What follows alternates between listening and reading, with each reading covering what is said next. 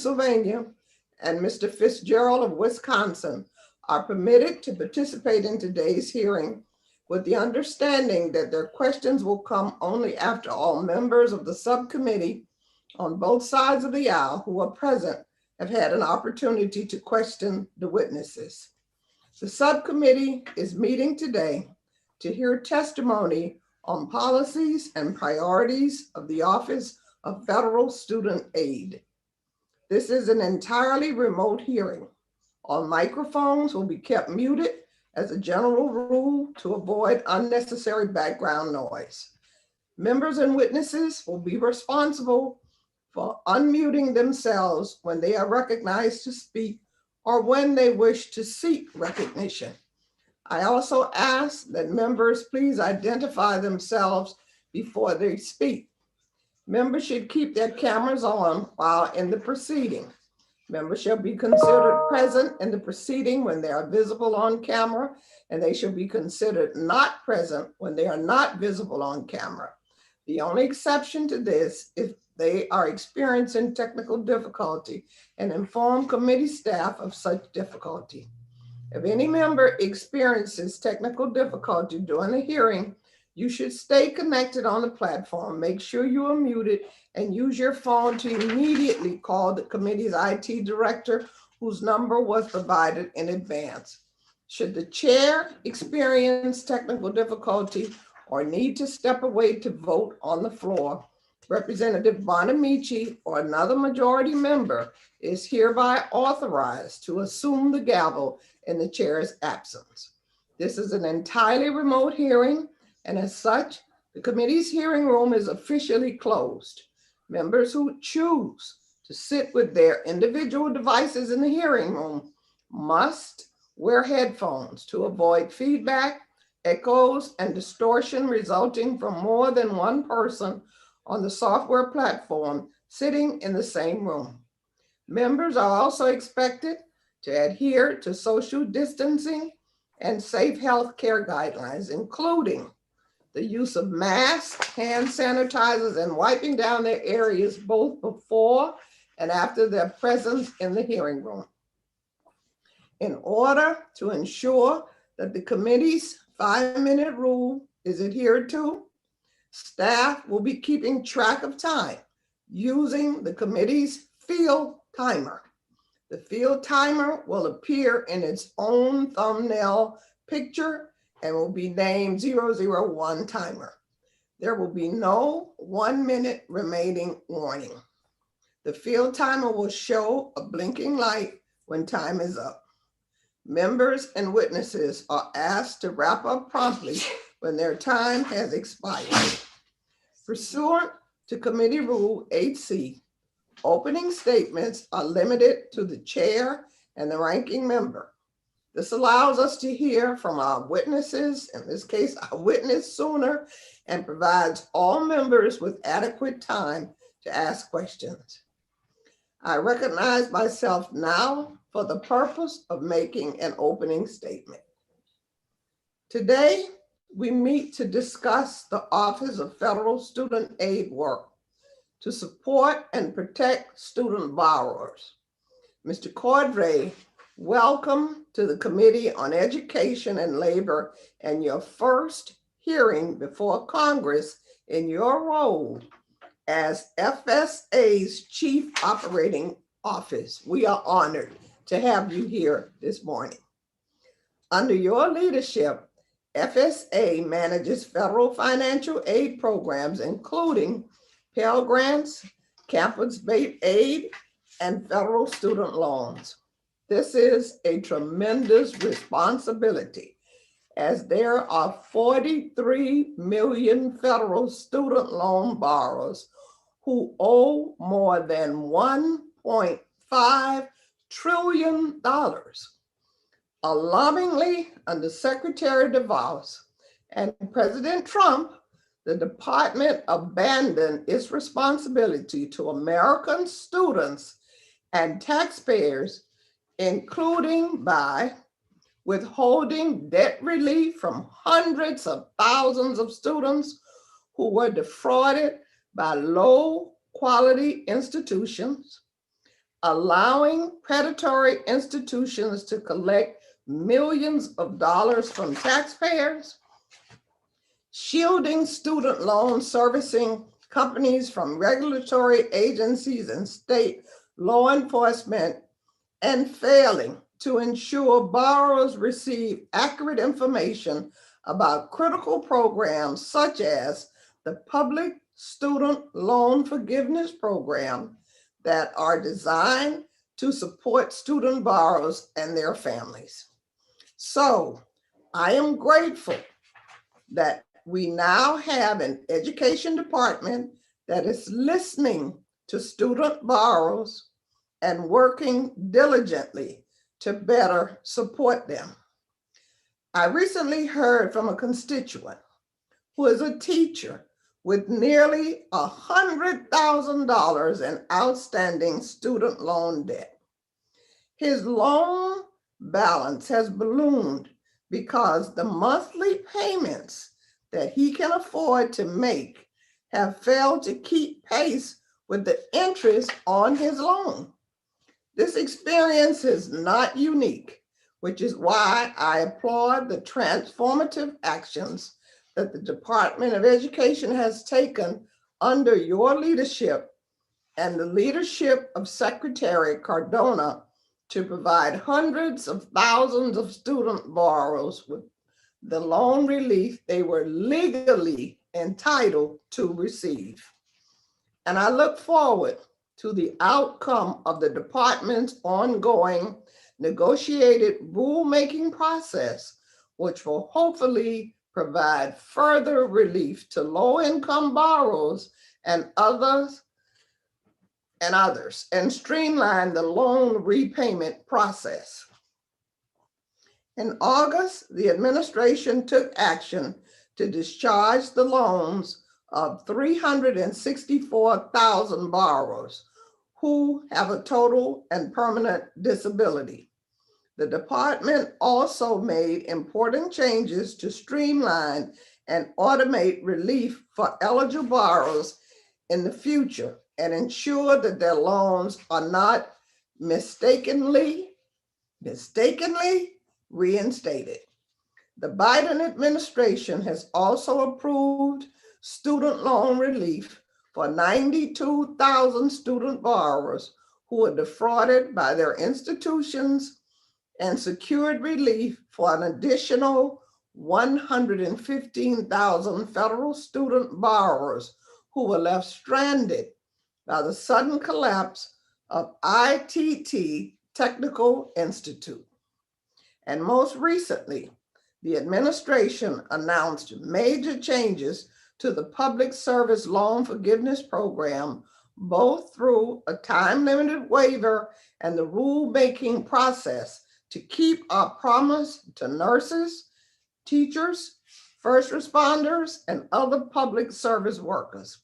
Many public servants across the country have already been notified that help is on the way.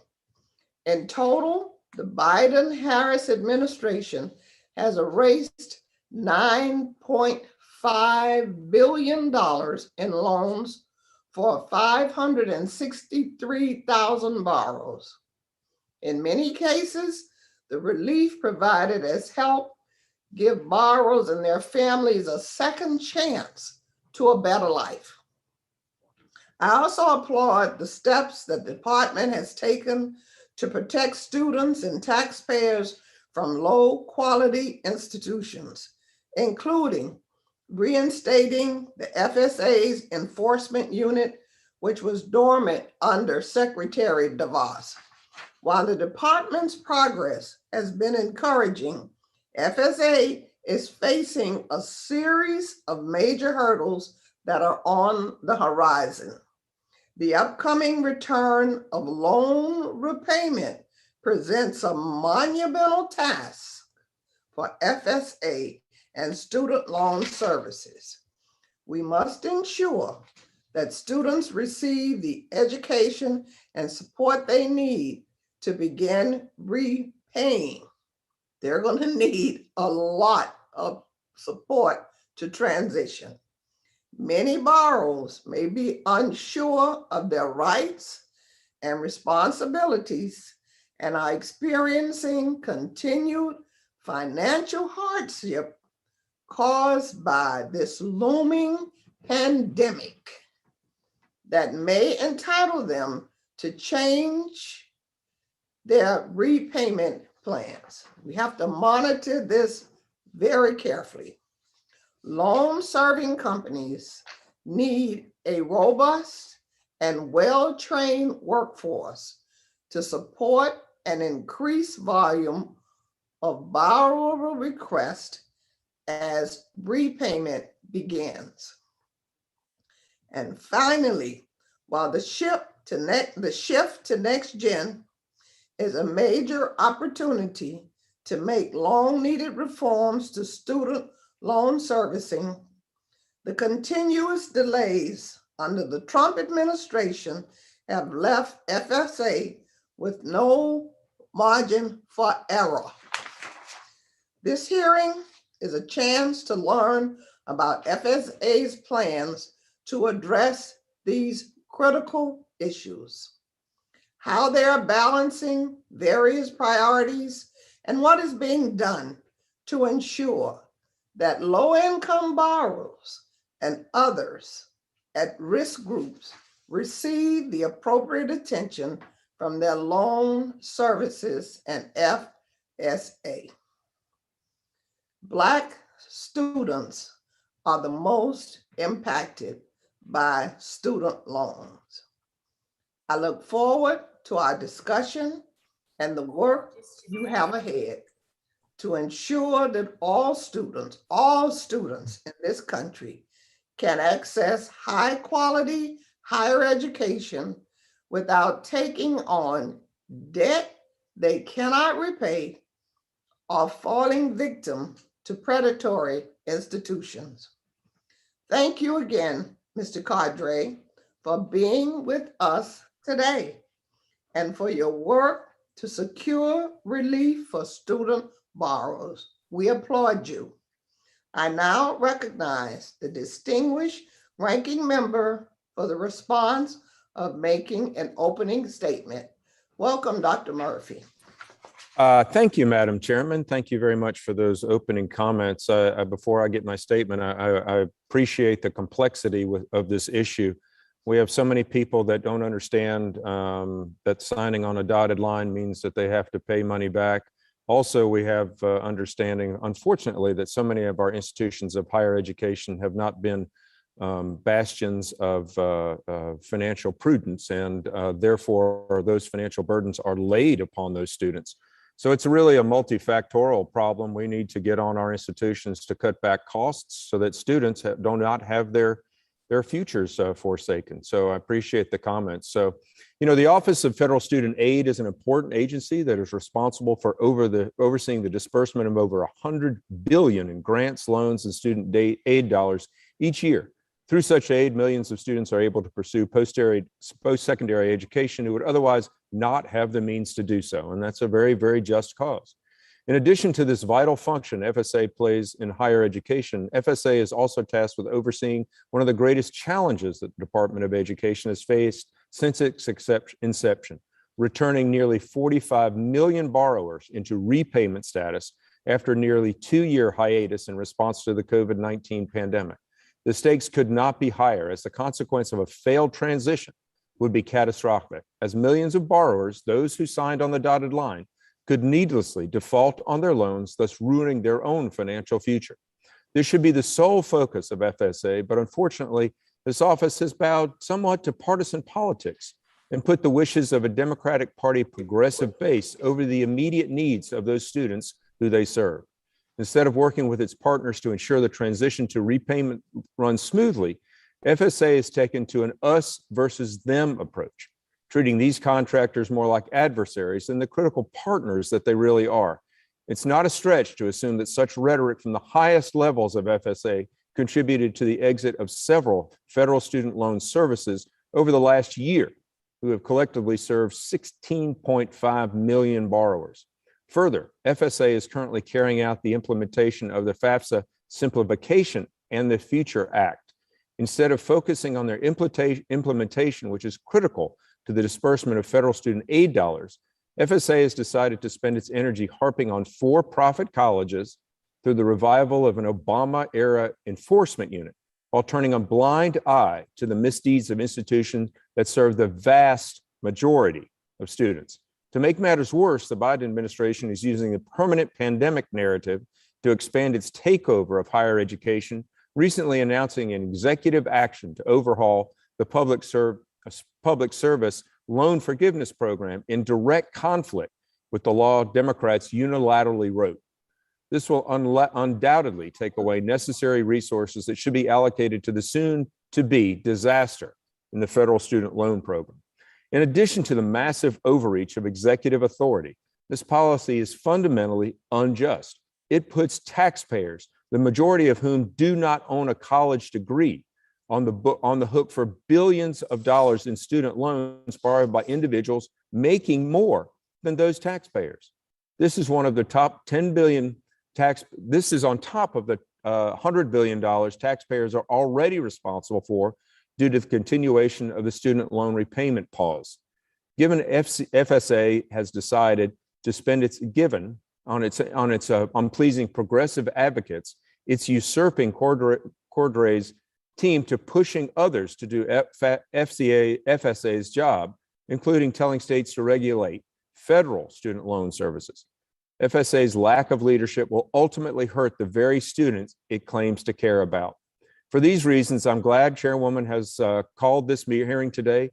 Committee Republicans have requested information regarding all of these critical issues, but unfortunately, we received little or no response, with the exception of an 11th hour letter that sadly did not address our questions, as I would expect should be the case.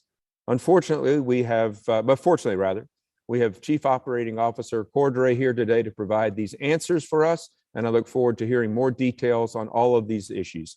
Thank you, Madam Chairman. With that, I will yield back.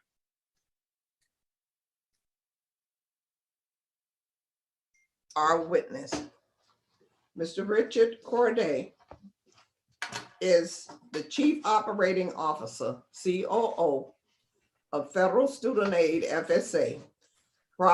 Prior to his role, Mr. Cordray served for 6 years as the Director of the Consumer Financial Protection Bureau, CFPB. Before joining CFPB, Mr. Cordray served as Ohio's Attorney General and also served as Ohio Treasurer and Ohio State Representative and Ohio Solicitor General. Welcome. We will now hear from our witness today. All right, thank you, Chair Wilson, Ranking Member Murphy, and members of the subcommittee. We appreciate you for participating today and look forward to your testimony.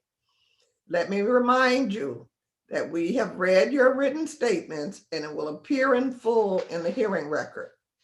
Pursuant to Committee Rule 8D and committee practice, you are asked to limit your oral presentation to a 5-minute summary of your written statement.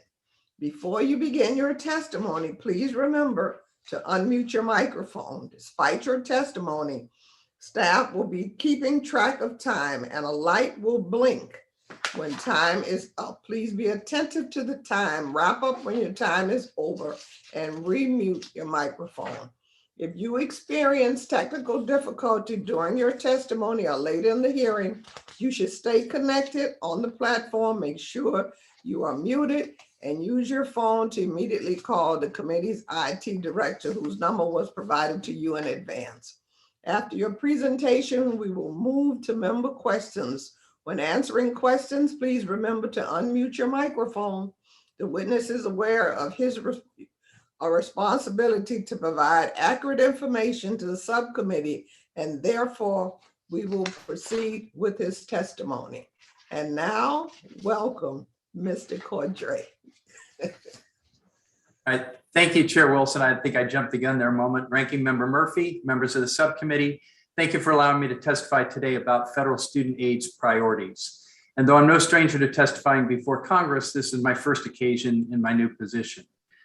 Right now at FSA, we face great challenges as we seek to provide the quality service that students, borrowers, and families deserve. Everyone has felt the effects of COVID-19, which has produced a notable downturn in both FAFSA completion and enrollment rates. This should be of great concern to all of us who want to see our country achieve its full potential for generations to come. Our top priority every year is to ensure that students and their families have reliable, uninterrupted access to the financial help they need. The FAFSA form itself is facing huge changes as we implement 2 new laws you passed to improve the student aid process. The changes you legislated will make it easier to complete the FAFSA form, unlocking aid for many more Americans. The operational challenges are extensive, and we're being deliberate and strategic in planning to implement them. We're also working to reform the FAFSA verification process to reduce the burden on eligible students and their families, helping them secure financial aid while protecting taxpayers. FSA is also charged with serving students across the full life cycle of student aid. As you know, many millions of borrowers already are in repayment, and we're making changes to better serve them. For example, the Department of Education recently announced dramatic changes to the Public Service Loan Forgiveness Program that FAFSA will now carry out. We intend finally to fulfill the program's promise to secure loan relief for service members, teachers, nurses, police, firefighters, and others who've chosen to put community over self. We're also reviewing and improving other special forgiveness programs, such as total and permanent disability. The department is considering ways to improve these programs through the ongoing negotiated rulemaking process, and we're collaborating with other federal agencies by leveraging data matching to streamline or automate loan forgiveness. In addition, to better meet the needs of everyone who owes money on their student loans, we just successfully secured contract extensions for the loan servicers who will continue to work with us over the next 2 years. This is a milestone because for the first time, we've secured new performance and accountability metrics that require servicers to put borrowers ahead of their own bottom lines, including penalties to make sure they do so. We look forward to working with those servicers that stepped up and grasped the shared vision of our responsibilities here. We will also improve transparency by expanding required data reporting. And let me say here that it was not I, but our negotiating team that did great work to secure these key changes that benefit borrowers with no per account price increase for taxpayers. To ensure accountability, FSA has created an Office of Enforcement to boost oversight of schools and reduce risks for students and taxpayers. To do this, we will work closely with our colleagues in the department, with federal partners such as the FTC, CFPB, Justice Department, and Treasury, and with our state partners as well. We will also listen and learn from the community groups who advocate for students and borrowers. These relationships will help us achieve the goals that you and the Congress have set for us. Above and beyond all this work, however, looms an overriding challenge unique to the coming year: the unprecedented task of returning tens of millions of student loan borrowers back into repayment after a pause that was extended multiple times over almost 2 years. During this time, borrowers generally have not been required to make regular payments, have been subject to 0% interest, and if in default, had collections stopped on their outstanding loan balances. In August, the department announced a final extension of these pandemic relief measures until January 31st, 2022. We know this will not be an easy transition for borrowers, our loan servicing partners, or any of the other stakeholders involved in the repayment process. This is a defining moment for FSA, and it's crucially important for millions of Americans that we succeed. We're working to execute a comprehensive plan to combine elements of borrower outreach, servicer hiring, training, and preparation, policy enhancements, and oversight to help borrowers effectively manage the process of returning to repayment. The core of our plan is clear communication, quality customer service, and targeted support for those having trouble making their payments. We and our servicers are engaged in informing borrowers about this deadline and what is expected of them. We ask you to help us spread the word so nobody is surprised or unprepared. We want to be sure borrowers know their options, such as applying for an income-driven repayment plan to make their monthly payments more affordable. We also encourage borrowers to sign up for our auto debit program, which is the easiest way to make their current monthly payments. There's nothing abstract about the challenges we face. If we're to succeed as a nation, we must answer the call for the millions of Americans who depend on federal student aid as a path forward to better their lives. As each borrower succeeds, we all succeed. This idea is ingrained in the mission of FSA, which at its core is to enable the American dream. We appreciate your help and support as we move forward together to this end. Thank you, and I look forward to answering your questions.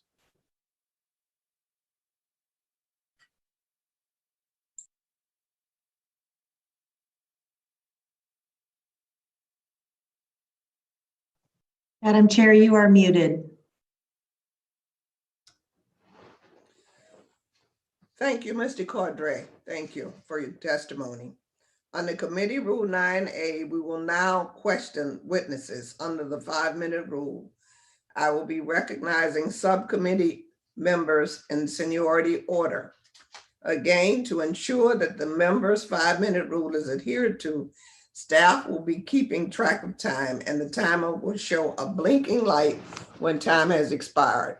Please be attentive to the time. Wrap up when your time is over and remute your microphone. As chair, I now recognize myself for 5 minutes. Mr. Cordray, I applaud the actions taken to restore faith in the public service loan. However, for many borrowers, 10 years is too long and they can't wait that long for relief. What would be the impact of providing forgiveness on a tiered basis, for example, by allowing borrowers to have a portion of that debt erased for every year of qualifying service? Thank you, Madam Chair. I appreciate the question. Let me start by saying that, of course, Congress passed the law that provides for a 10-year time frame, and Congress could change that time frame if Congress sees fit. It wouldn't be for me to change that time frame, although we'd be happy to provide technical assistance and input into what the operational effects of that might be.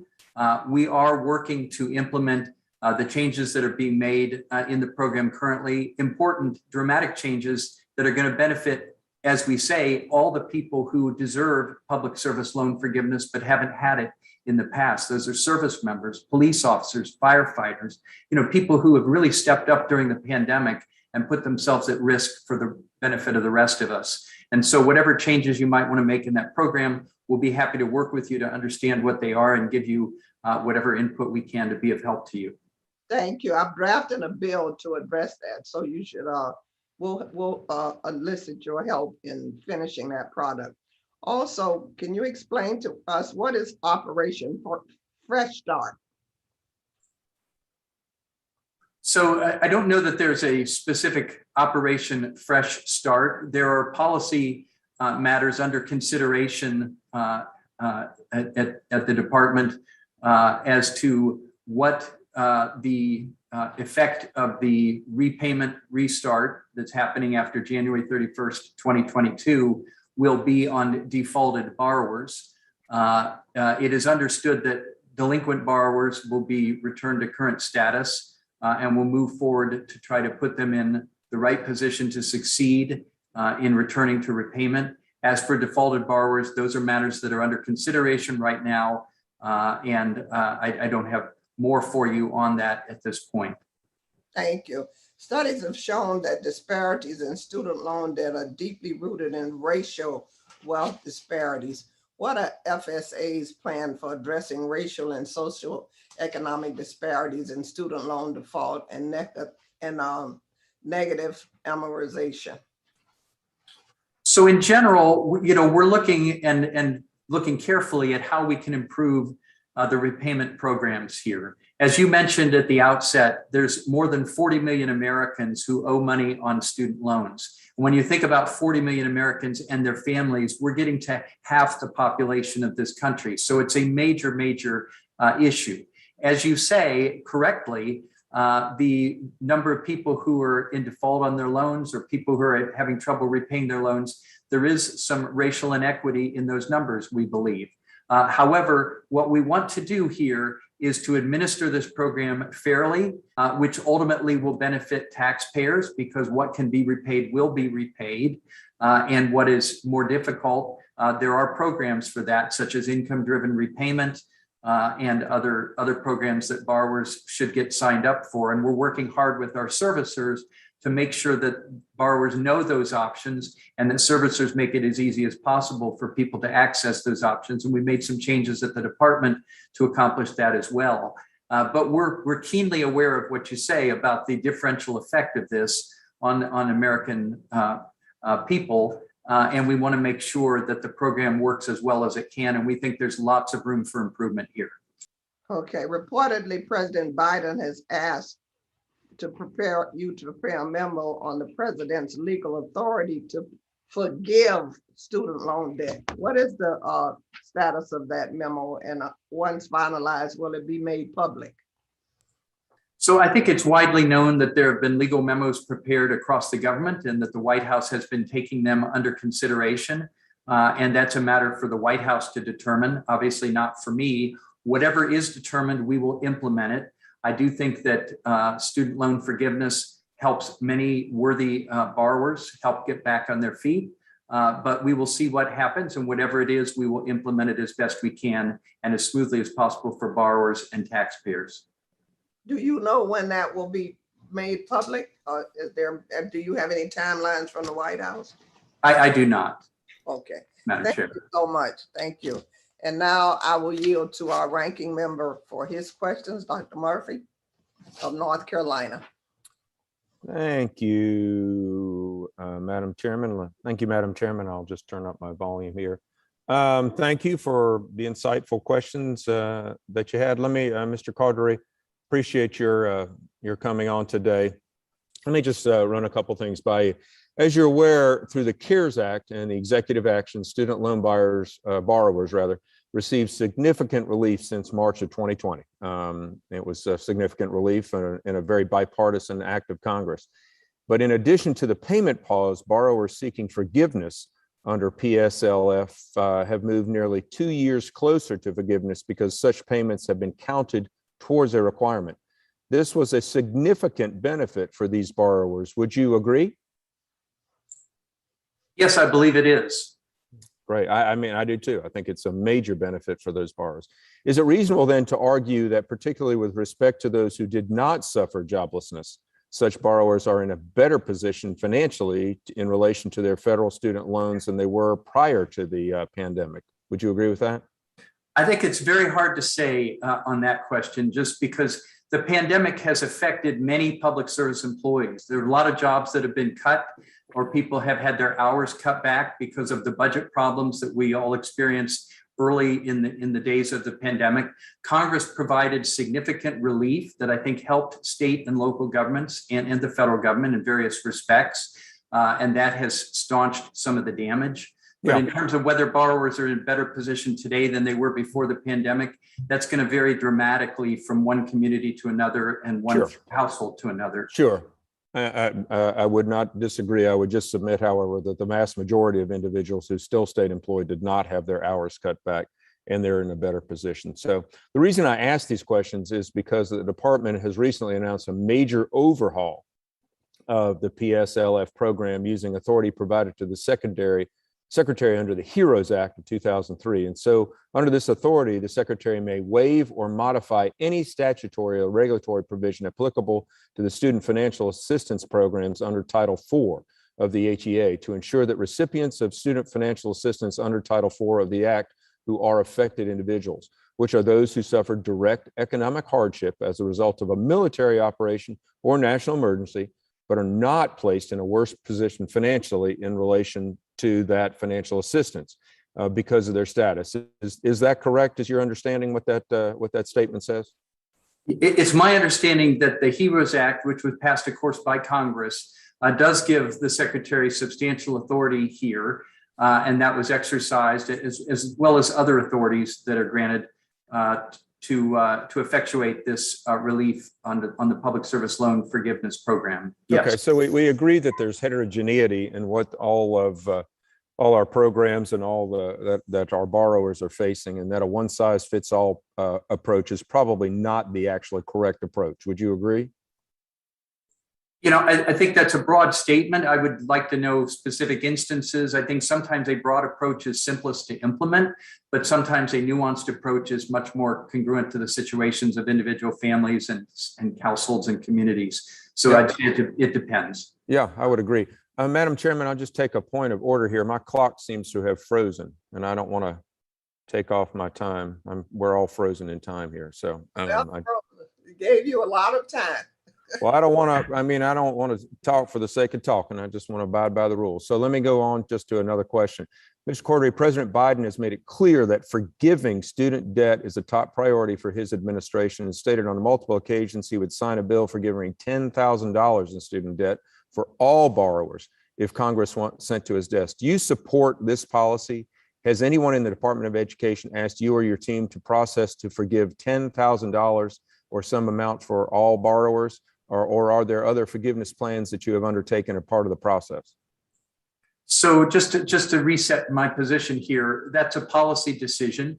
I have an operational job. My job is to take whatever policies are adopted, whether by Congress, of course, in the first instance through statute, or the department through regulatory authority or authority given by Congress, and make sure that's carried out effectively. We have our hands full to do that job with all the various things falling on us right now, including return to repayment, as you noted at the outset, is a major challenge. Sure. So I would defer on the question of what is my personal preference here. All right. So you don't have a personal preference. And so if the president said everybody gets $10,000 off, you just do your job and implement it, correct? I think if that were the decision, it would benefit many borrowers who are otherwise in trouble, some of whom never finished college, so never got the benefit of the bargain there. And so I can understand why that would be considered important.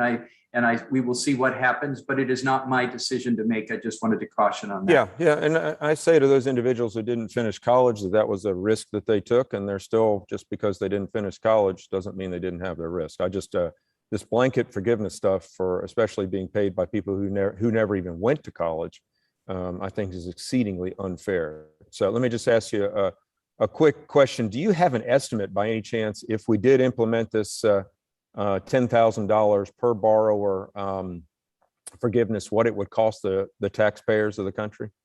I do not. I'm sure people are preparing various estimates of that, but my job is to implement the law and the policy as it's established. That is not yet a policy that's been established. Yeah. And so I'll wait and see on that. Yeah. So from my understanding, the estimates are about $373 billion. You know, the nation goes further and further in debt these days. And so just problematic. I want people to get out to work and not be overrun by debt, but there's also a part about personal responsibility that when you sign on the dotted line, you know what you're putting forth.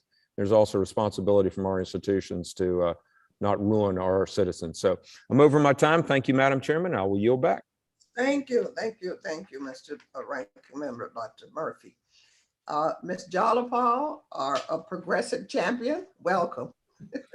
Thank you, Madam Chair. Appreciate it. And thank you so much, Mr. Cordray, for everything you've been doing and everything I know that you're going to do. Federal student aid is intended to enrich underserved students, but sadly, for-profit colleges have been more interested in using these funds to pad their pockets in exchange for student loan debt and unusable degrees. 63% of low-income graduates from these institutions will never earn enough in their lifetime to be better off than a high school graduate. However, by simply enforcing existing laws to hold for-profits accountable and make them ineligible for federal student aid, students and taxpayers won't have to endure these enormous costs. The proliferation of predatory for-profits can be traced back to their ease of access to federal student aid.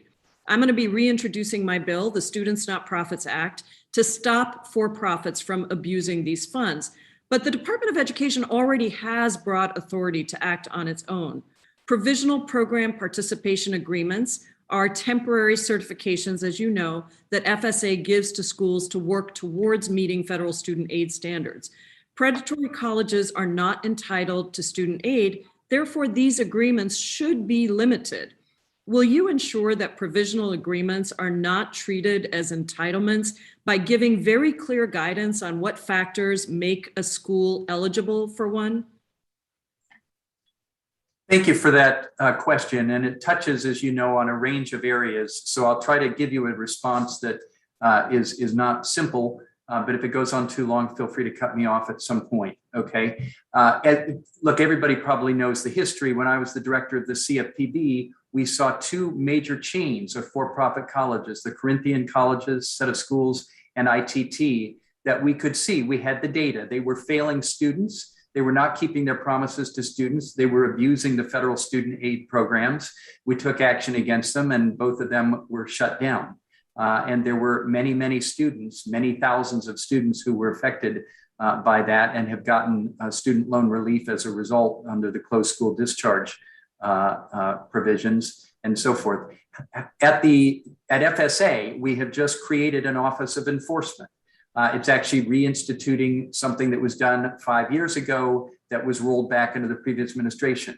I think it is better for taxpayers, better for the public, and it will be better for borrowers if we have strong oversight over these programs around the country. Now, let me just say, it doesn't target a particular category of schools as between for-profits, nonprofits, public schools, but we will go where the risk is greatest and where we see people failing borrowers, where there are high cohort default rates, whatever school that is. We will look at that and go after that. If there are high delinquency rates, if there are other ways in which these schools are failing borrowers, it may be, and a lot of data would suggest that that will be more frequent problem at for-profit schools. If so, those are the ones we will target, not because of their status, but because of what their performance is for borrowers and taxpayers. And I think that's the right approach, but we'd be happy to have input from you all as we develop that office and we set its priorities about what the right way is to handle this. We'll follow up for sure with you on that because we have some thoughts on that. I guess, just following revoked provisional agreements when they've been violated. And so that is going to be very, very important for us. And I think, the other thing I want to just ask you about, I have limited time. One of the requirements for institutions to receive direct loans includes the timely submission of financial reports, but many fail to do so. And the law clearly requires those audits before an institution can originate loans. And yet to date, the department has never denied their eligibility for direct loans. So will the enforcement unit that you're setting up increase that accountability for participation in direct loans and other types of federal student aid? It's an excellent question. It's part of the answer that I was starting to give that I didn't get to, which is this. Schools need to have agreements that direct their performance, and they need to be held accountable for that performance. And there need to be protections for taxpayers here, whether it's posting of letters of credit, which is appropriate in certain instances, whether it's signature requirements. These are all things we're looking at. These are all things that probably should be used more substantially than they have in the past. We will look at those things. Again, we'll be glad to take input from you all on that, but we do think that schools can't just walk away from their obligations, leave tax holders holding the bag, and anybody could think that that's a fair and appropriate system. Great. And I hope you'll make these things transparent as well, in terms of warning letters and advisory opinions so that students can be aware of their school's standings. Thank you so much, Madam Chair. I yield back. Thank you. Thank you so much. Mr. Groffman from Wisconsin, you're live. Good, thanks. Can you hear me? Yes, we can hear you. Good, okay. Thank you, Mr. Kudre, for coming on over. First of all, the Office of Financial Student Aid is in charge of producing reports to Congress on the department's experimental sites. One of the sites that I'm interested in is called Direct Loan Program Limiting Unsubsidized Loan Amounts. That site was created in 2011, and the department is yet to submit a report to Congress on its results, despite a clear statutory mandate to do so. Earlier this month, Ranking Member Fox and I sent you a letter to the department requesting the overdue report, and we haven't even received an answer yet.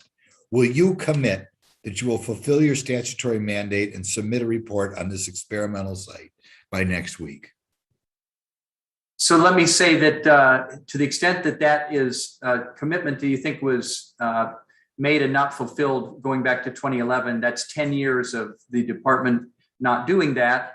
And I've been here now for a few months and I have not heard of that before. What I will be happy to do is take that back within the department, talk that through, and get you an answer to your question, which it seems to me you deserve.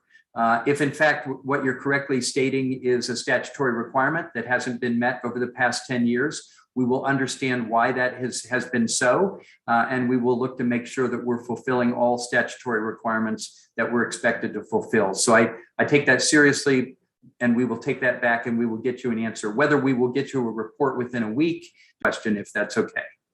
Thank you. Second thing, on a staff call, you said that the Office of Federal Student Aid works with the Consumer Financial Protection Bureau to monitor federal student loan servicers. During the conversation, you noted that you were unaware if there was a formal agreement in place, such as a memo of understanding or something more informal, and that you would check on that. Do you know, is there a memo of understanding between FSA and CFPB? And if so, what information does the FCA share with the CFPB and vice versa? So my understanding is that the proper approach here is one federal government, and that different agencies of the federal government that have overlapping responsibilities should help one another in service of fulfilling what ultimately are objectives that were set by Congress in the law. All right, so we want to carry out the law as you gave us most effectively. Sometimes that's done through memorandum of understanding when there's formality that is needed. For example, when I was head of the CFPB, we were required by law to have a memorandum of understanding with the Federal Trade Commission. We will be looking at those situations. Other times, the agencies just collaborate and cooperate on a more informal basis. We will look at those situations and determine what's appropriate. And if your office wants to give input into that, we will be happy to hear that from you. Okay, is there a memorandum of understanding there? Do you know? Again, it's complicated because there are different issues. There might be complaint intake and resolution. There might be enforcement and oversight. There are different aspects, but we can get you a very specific answer on that if you'd like. Okay, finally, where is the statutory authority for FSA, or where in the statutory authority for FSA does it allow you to cede your responsibility and give authority to another agency? Okay. I'm sorry, go ahead. Where in HEA does it authorize CFPB to exercise authority over federal loan services or take action against them? And I don't think it does. So you and Secretary Cardona are responsible for running FSA and overseeing the federal contractors. Despite partisan policy wishes, the statutory language is clear and your performance-based metrics are based on your work in FSA and not handing your work to another agency. Do you believe that's so? Yeah, I'd frame it a little differently, okay? I don't think that we should hand our work to another agency. That wouldn't be appropriate. We have statutory authority to do certain work and we need to carry it out, and we will. The CFPB also has its own statutory authority and they have work that they need to carry out, and they will. Sometimes those areas of work will overlap. And when they do overlap, the right way for us to handle it so as not to duplicate efforts for taxpayers or waste effort is to coordinate and to consult closely together so that we get the best bang for our buck collectively where there is overlap. So that would be how I would frame it, I believe. Okay. It's not like a relationship, say, with FTC, because that relationship is authorized under higher ed. Is there any reference to CFPB? So again, I wouldn't only look at the higher education statutes. I'd look at the CFPB's own statutes. They do have authority. I recall it well. I was the director of that agency. They have authority over student loans to a considerable degree. We worked cooperatively with the Department of Education during that period, and vice versa. We will work cooperatively with the CFPB where there are areas of overlap. And again, I'd be happy to follow up with you further on that as you wish. We'll give you a follow-up question. Thank you. Thank you. Thank you. Ms. Ledger Fernandez, welcome. Well, thank you so much, Chairman Wilson and Ranking Member Murphy. Also, thank you, Mr. Cordray, for the excellent work you're doing on student loans. It's very difficult. That's a very difficult issue. And I think that the path you are leading is so helpful to so many of our students and what we need to have happen with regards to FAFSA, which I still am filling out for my students, my children. I wanted to get your perspective on the importance of financial fitness for students, understanding important financial concepts like saving for retirement, managing student loan repayments, investing, is really fundamental to closing the wealth gap in our country. Tomorrow, I'll be introducing the Bipartisan Financial Fitness Act with my colleague, Congresswoman Spartz, and our bill will require the Secretary of Education to create a public financial resources online portal to help students build these financial competencies. Could you speak briefly about whether the ability and the lack of knowledge of important financial concepts makes it difficult for students to stay on track with loan repayments and increase their wealth in the long run? Yeah, if I could, let me just make a quick comment on the beginning of your question, then let me turn to your question, which I consider quite important. It's very near to my heart. The comment I would make is you said at the beginning that I'm doing excellent work. I've been here 6 months. I work as hard as I can every day to do as much as I can, but I do very little myself. The people at FSA, the 1,400 colleagues I have here, I have found to be high performers. They're making a huge difference. They're taking on very significant challenges that the other questioners have touched on, and I'm sure we'll touch on further.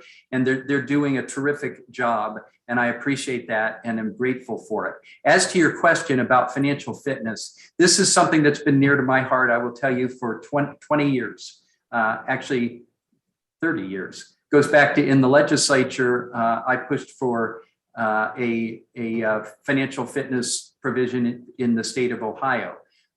Later at CFPB, I was the vice chair of the Financial Literacy Education Commission, which is a federal government set of agencies that brings together all the federal government departments and agencies that deal with financial fitness. And we worked on a number of initiatives. I'm now testified in front of that group for the first time in 4 years, now that I'm back here last month.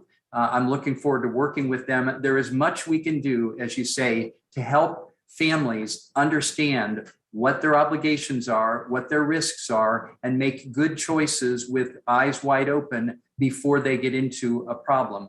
And the college scorecard, which is something we pioneered when I was the director of CFPB, and by the way, Rohit Chopra was our student loan ombudsman, now the new director of the CFPB. He got that accomplished with the Department of Education, and it's something we built on over the years, which again gives families the right information when they need it to make good choices. And that will make families better off in this country. But these are hard matters, as you say, they're complicated issues. People understanding of money is not always as deep as we would like. And it's something we need to work at every day to make this country stronger. Thank you. And, we use the term financial fitness in a housing organization I helped lead for 20 years so that we talk about it not as illiteracy, but it's what makes us strong. Quickly, the FSA and under your tenure has prioritized improving the public service loan forgiveness program. I know you've talked to borrowers across the country and started a negotiated rulemaking to make permanent changes. You also recently announced a limited time waiver of some of the eligibility criteria. Can you talk to us about what steps FSA is taking to communicate with borrowers about this and why it's so important to make sure that student borrowers know about this benefit and can apply? I appreciate that question. It's something we're working hard on right now. I go back to the old saying, if a tree falls in the forest and no one's there to hear it, does it make a sound? We have some great advances here on the public service loan forgiveness program. If people don't know about them or don't know to take advantage of them, many of them will be wasted and there'll be missed opportunities for people. We don't want that to happen. We have already begun communicating to, I believe, to more than 500,000 current borrowers, and we'll be reaching out to all borrowers who may or may not ever have applied before for public service loan forgiveness, or may in the past have applied and be told it doesn't apply to you, but now there's new, broader criteria. We will be working to get that message out. But by the way, you all can help us get that message out. Your constituents listen to you, they respect you, they know you know things. And if you tell them this is a new day, take another crack at it, see what you can find out for yourself, direct them to us, and we will do our best to serve them. We would appreciate that help. Well, thank you very much. My time has expired and I yield back. Thank you. Thank you so much.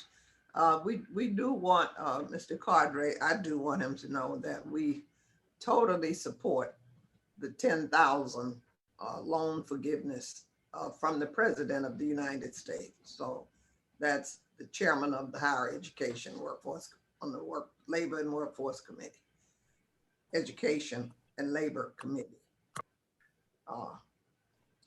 I'll communicate that back to the secretary and the people at the department with your blessing, Madam Chair. And we look forward to his memo and when it is being published to the public. And now Ms. Banks of Indiana. Ms. McLean. Thank you, Madam Chair. And as always, you're looking nice today. Thank you. I appreciate you being here and I appreciate the opportunity to ask some questions. Mr. Cordray, as you spoke earlier, is, you want to protect the taxpayers and you want there to be some accountability. And I think we're all in agreement on protection for the taxpayers, because at the end of the day, the government cannot give $1 of which it does not take from someone else. So with that said, can you help me understand? It looks like in January, roughly 45 million student loan borrowers, will return to the loan payment process after almost 2 years of not doing so because of the pandemic and whatnot. But recently, under the Biden administration, we also have 3 of those 9 loan servicers exit the industry. So I'm curious, I have a couple questions first. Of those 3 that have exited the industry, what is the dollar amount of the loans that they service? Well, I'll give it to you the way I'm most familiar, which is the number of accounts that we're talking about is a little more than 15 million. So it's a very significant part of the portfolio. I would agree. Thank you, sir. Thank you. Who will service those accounts now? Will they go into a new company? Will they go into the other 6 remaining? How is that going to work? So I can give you a long and detailed answer, and I will if you like. The short answer is there are other servicers who are quite eager to be participating in this program and to have more accounts, and they are stepping up here. So for example, the Granite State portfolio is moving to Ed Financial. The Navient portfolio is moving to Maximus. The FIA portfolio is the largest, and therefore it's having to move to several servicers, but there is great interest in that. Okay. Some of those accounts will move to Nelnet, et cetera. I can give Thank you, sir. Thank you. If you could provide a written list of who's servicing those debts, that would be helpful. And have those already been determined? So I will say that much of it is determined. Some of it is a further work in progress. And the reason some of it's a further work in progress is with the FIA portfolio, as we transfer accounts to certain other servicers, we want to kind of keep an eye on their performance. And we want to direct more accounts to those that are performing better. So I can't give you all the determinations yet because we're at a snapshot in time. When do you think you'll be able to give us those determinations? Because in 3 months or 4 months, depending on how we count, the people who have the loans will have to begin to write checks to these people. Yeah, well, what I've just stated gives you the answer to that for more than half of the borrowers we're talking about. Which is wonderful, but yes, that's fine. We will give you, we'll be happy to give you what information we have currently and what information is not yet known and keep you updated on that over time, since that's an interest of yours, if I'm hearing you correctly. Well, I think it's an interest of mine, and I think it's an interest of the taxpayers, one, to make sure that we hold, government accountable to making sure that government is really good at spending money. That's fair enough. We agree on that. We agree on that. We're really, we're working on a lot of stuff when it comes to loan repayments and getting our taxpayer monies back. So one of the things I think we should be cognizant of, and I would say I know this from the 30 plus years that I've actually spent in business, having to sign the front of checks, not just the back of checks, is before we go out and give a bunch of money, let's make sure that we have the other end of the stick, which is let's also make sure we have a really good, solid program to recoup the money of which the taxpayers actually deserve. So I think that's where you and I agree, and maybe all of us can agree. To the extent we're spending money, we should be making sure we're getting value for that money. If we're not getting value for that money, we should not be spending it. If we are getting value for that money, we can then, perhaps debate about whether that's. It a little bit, I like the political speak and I appreciate that, but I'm not talking about value for money. What I'm talking about is if I have a home loan, if I have a mortgage and I say to the bank, give me $200,000, the bank also has a really clear, precise contract of which I need to repay that loan. I can't go back to the loan company and say, hey, but I'm getting a lot of value from living in this house. That doesn't really pay the bills, right? So as much as you and I appreciate the value for money, I'm going to take it a step further to protect the taxpayers. Is if we are going to give this money, we got to make sure we have a solid plan to recapture the loan repayment. So I look forward to it, and thank you, Madam Chair. I appreciate your point and I understand it. Thank you. Thank you. He can follow up in writing to you. Thank you. Thank you. Like that. Okay. Thank you so much. And now Representative Manning, you're live from North Carolina. Thank you, Madam Chair, and thank you, Mr. Cordray, for being with us today. During the Obama administration, the department worked cooperatively with state law enforcement agencies like state's attorneys general to investigate and hold unscrupulous for-profit colleges accountable. This priority, like many other policies designed to protect students and taxpayers, was reversed under Secretary DeVos. And I want to applaud the FSA for announcing the reinstatement of its enforcement unit on October 8th to strengthen oversight of predatory institutions. I am working on a proposal to codify the enforcement unit so that it cannot lay dormant under another administration. I also want to commend the FSA for working with the Federal Trade Commission to increase interagency collaboration and coordination of enforcement actions against predatory for-profit colleges.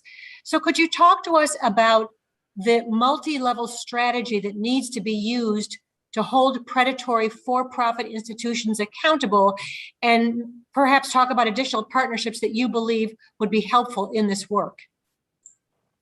Sure, and again, this is, as you say, a very important development, and it was an important policy change. The previous administration had basically blocked states from having any effective role here in overseeing companies that have a significant impact on many, many thousands of people within their states. And it seemed to me that we should be working together. None of us has enough people to do all the oversight of these programs that we would like to do and that taxpayers should demand. And if we work together and we pool our efforts and our resources, we're going to do a better job. That's what we intend to do here. So it's not that we're trying to get other people to do our work for us. They've got work they want to do. We've got work that we need to do. Some of that work overlaps. And if we can do it together, that's effective.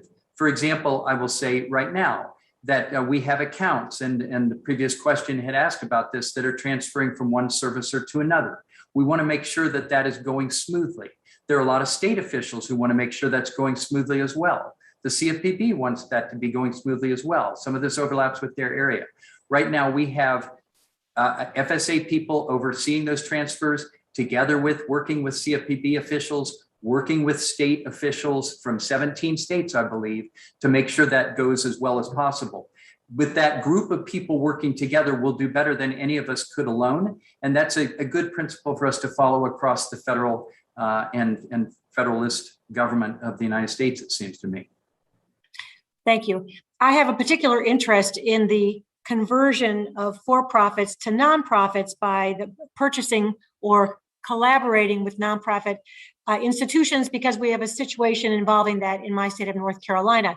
And the GAO recently investigated the process through which for-profit institutions convert to nonprofit status and found serious shortcomings, including the possibility of insiders taking advantage of nonprofit institutions at student and taxpayer expense through a variety of different creative methods. The GAO also found a disparity between the Internal Revenue Service's approval of nonprofit status and the department's approval. So what steps has the department taken to address the risk of insiders taking advantage of the converted institution in for-profit conversions as part of the change in ownership reviews?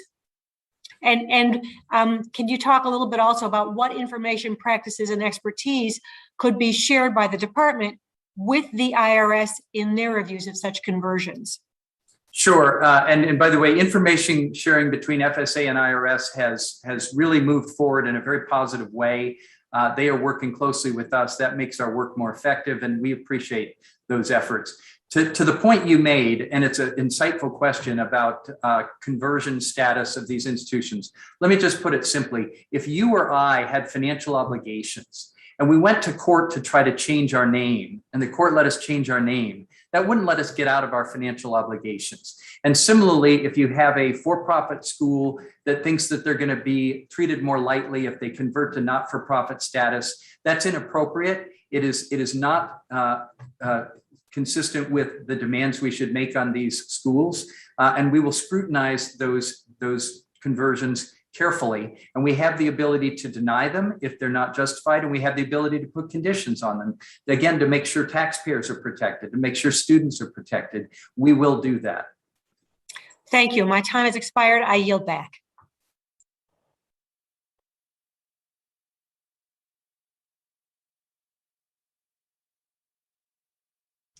Dr. Fox, our ranking member of the committee, welcome. Thank you, Madam Chair. Mr. Cordray, the committee has written several letters requesting information regarding the return to repayment and have yet to receive responses. Further, the committee has received just a few briefings from your staff regarding this important issue, and we're left with either vague statements about incoming plans that have yet to be announced or false statements regarding when the repayment pause would expire. When Congress learns more about the department's plans for this unprecedented operation from Politico than it does from the COO of FSA, I question whether such lack of transparency is intentional or just incompetence. So I'd like to give you an opportunity to clarify this for me on the record, and I need quick answers, please. Mr. Cordray, on what date did the administrative forbearance go into effect? First go into effect? You mean the payment pause? Is that what I would call the payment pause? You mean in March 2020 when the previous administration recognized the pandemic? Mark, just give me the date, please. What date did the administrative forbearance first go into effect? Okay, so if you're talking about the payment pause, I'm not sure how you're defining administrative forbearance. That took effect in March 2020 when the declarations were made and was followed up quickly by the CARES Act. What day was this pause first extended? I believe it was extended multiple times under the Trump administration.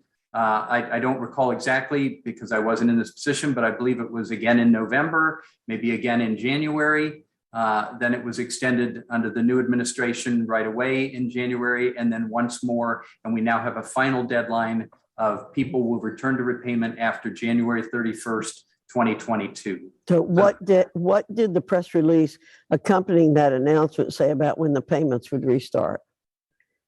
Well, I assume and recall that it correctly stated that this is a final deadline on return to repayment, and that payments will start sometime after January 31st, 2022, not before January 31st, but anytime after. What happens with these payments, just again, I don't mean to give you too much detail, but is that people don't all pay on the same day of the month. They're staggered throughout the month, depending on a variety of things that allows us to process payments in a smoother fashion. So it's not the case that everybody will start paying on February 1st, but everybody will start repaying after January 31st, and they will all get notice of their specific date ahead of time so that they will know that. Mr. Cordray, on April 3rd, 2021, we sent a letter regarding a report that was commissioned by FSA analyzing the true value of student loan portfolio, to which your staff responded with a heavily redacted copy of the requested document. I know you sent the response yesterday, but as Dr. Murphy said in his opening statement, you know that response didn't answer our question. I'm asking again for the unredacted copy. Just saying the previous administration redacted it's not an acceptable answer. You have the report. You can share an unredacted copy. The secretary testified before the committee on June 24th and said he would work with the committee and share what the department has. Why is the department hiding this report? So again, that's a report that predates my time at FSA, and the But answer. you have the report. Just release it. You have it. Okay. Release it. Do you want me to answer your question? I'll be happy to answer it. Shall I? Yes. Okay. So the response to you, which was not from me, but from others at the department, was that this report was released previously and it was redacted by the previous administration. And we have now released the report again with the same redacted material that the prior administration provided. And that's our understanding of the appropriate response. If you want to have more follow-up on that, sounds like you do. I think the department will be happy to have that discussion with you. By the way, I'm also told that may I just I'm also told that if you'd like to have a briefing on the issues in that report and on the financial underpinnings of it, people would be happy to do that with you. And maybe let me ask my next question. Do you believe taxpayers should be aware about the true value of the student loan portfolio? After all, they are the ones who are ultimately on the hook for any unrecovered funds used to finance this program. Again, I think we should all be aware of the accurate numbers about these things. There's some question whether the methodology used in that particular report, and there have been many other reports over the years, is the most accurate. And again, people would be happy to brief you from the department on the details of that, and we would offer that to you, and hopefully that would help cut through this a bit for you. Now, Mr. Cordray, we want the public to know what this is, not just to be briefed on it and not be allowed then to share that information. You have the report. We should have it. If you don't like the methodology, then you explain why the methodology is bad. Thank you, Madam Chair. I yield back. Thank you. Thank you, Dr. Scott. I'm sure there will be some follow-up on that concern. And now, Chairman of the committee, the distinguished chairman, Dr. Scott.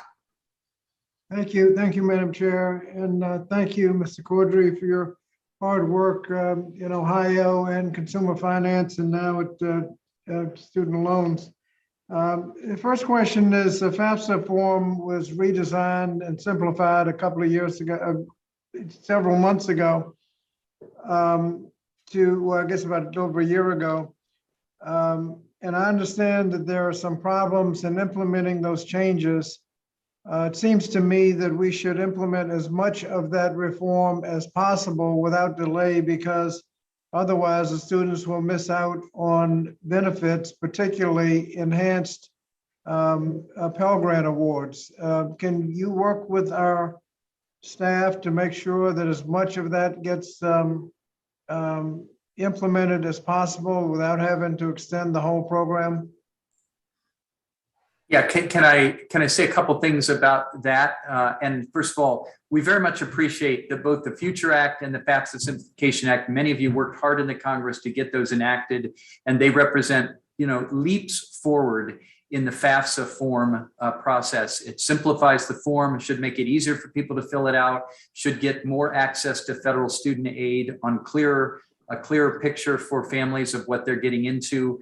And information sharing with the IRS helps us be much more efficient and effective about this. In terms of the current situation, where there's discussions in Congress about how to implement that and when and which pieces, we're happy to take our guidance from you all in the Congress on that. We have made it plain that this is a matter of costs for taxpayers and costs for borrowers about getting this implemented properly. And we want to make sure that we do that. And we also have said, very frankly, that we need more time because we have to replace a 47-year-old mainframe system that. That's fine. If you could work with us to make sure we can get as much implemented as possible so students don't miss out on their benefits. Again, we want to make this effective for families and borrowers as quickly as possible. We will do as much as we can as quickly as possible. I have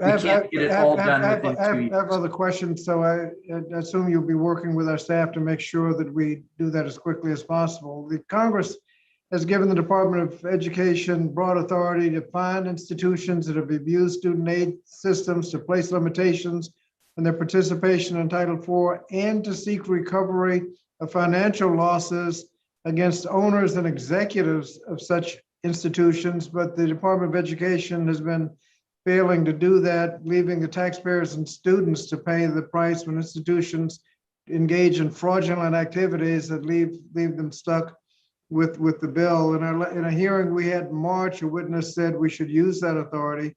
Now, let me just say that when I say use that authority against the owners and executives, I'm not talking about strict liability. I'm talking about triggering that authority when the executives have personal involvement in the fraud, taking into consideration the seriousness of the fraud and the amount of money the executives made off the fraud, taking that into consideration, how much they profited. And obviously, if we did that, it would deter future fraud. Is that something the department is looking at?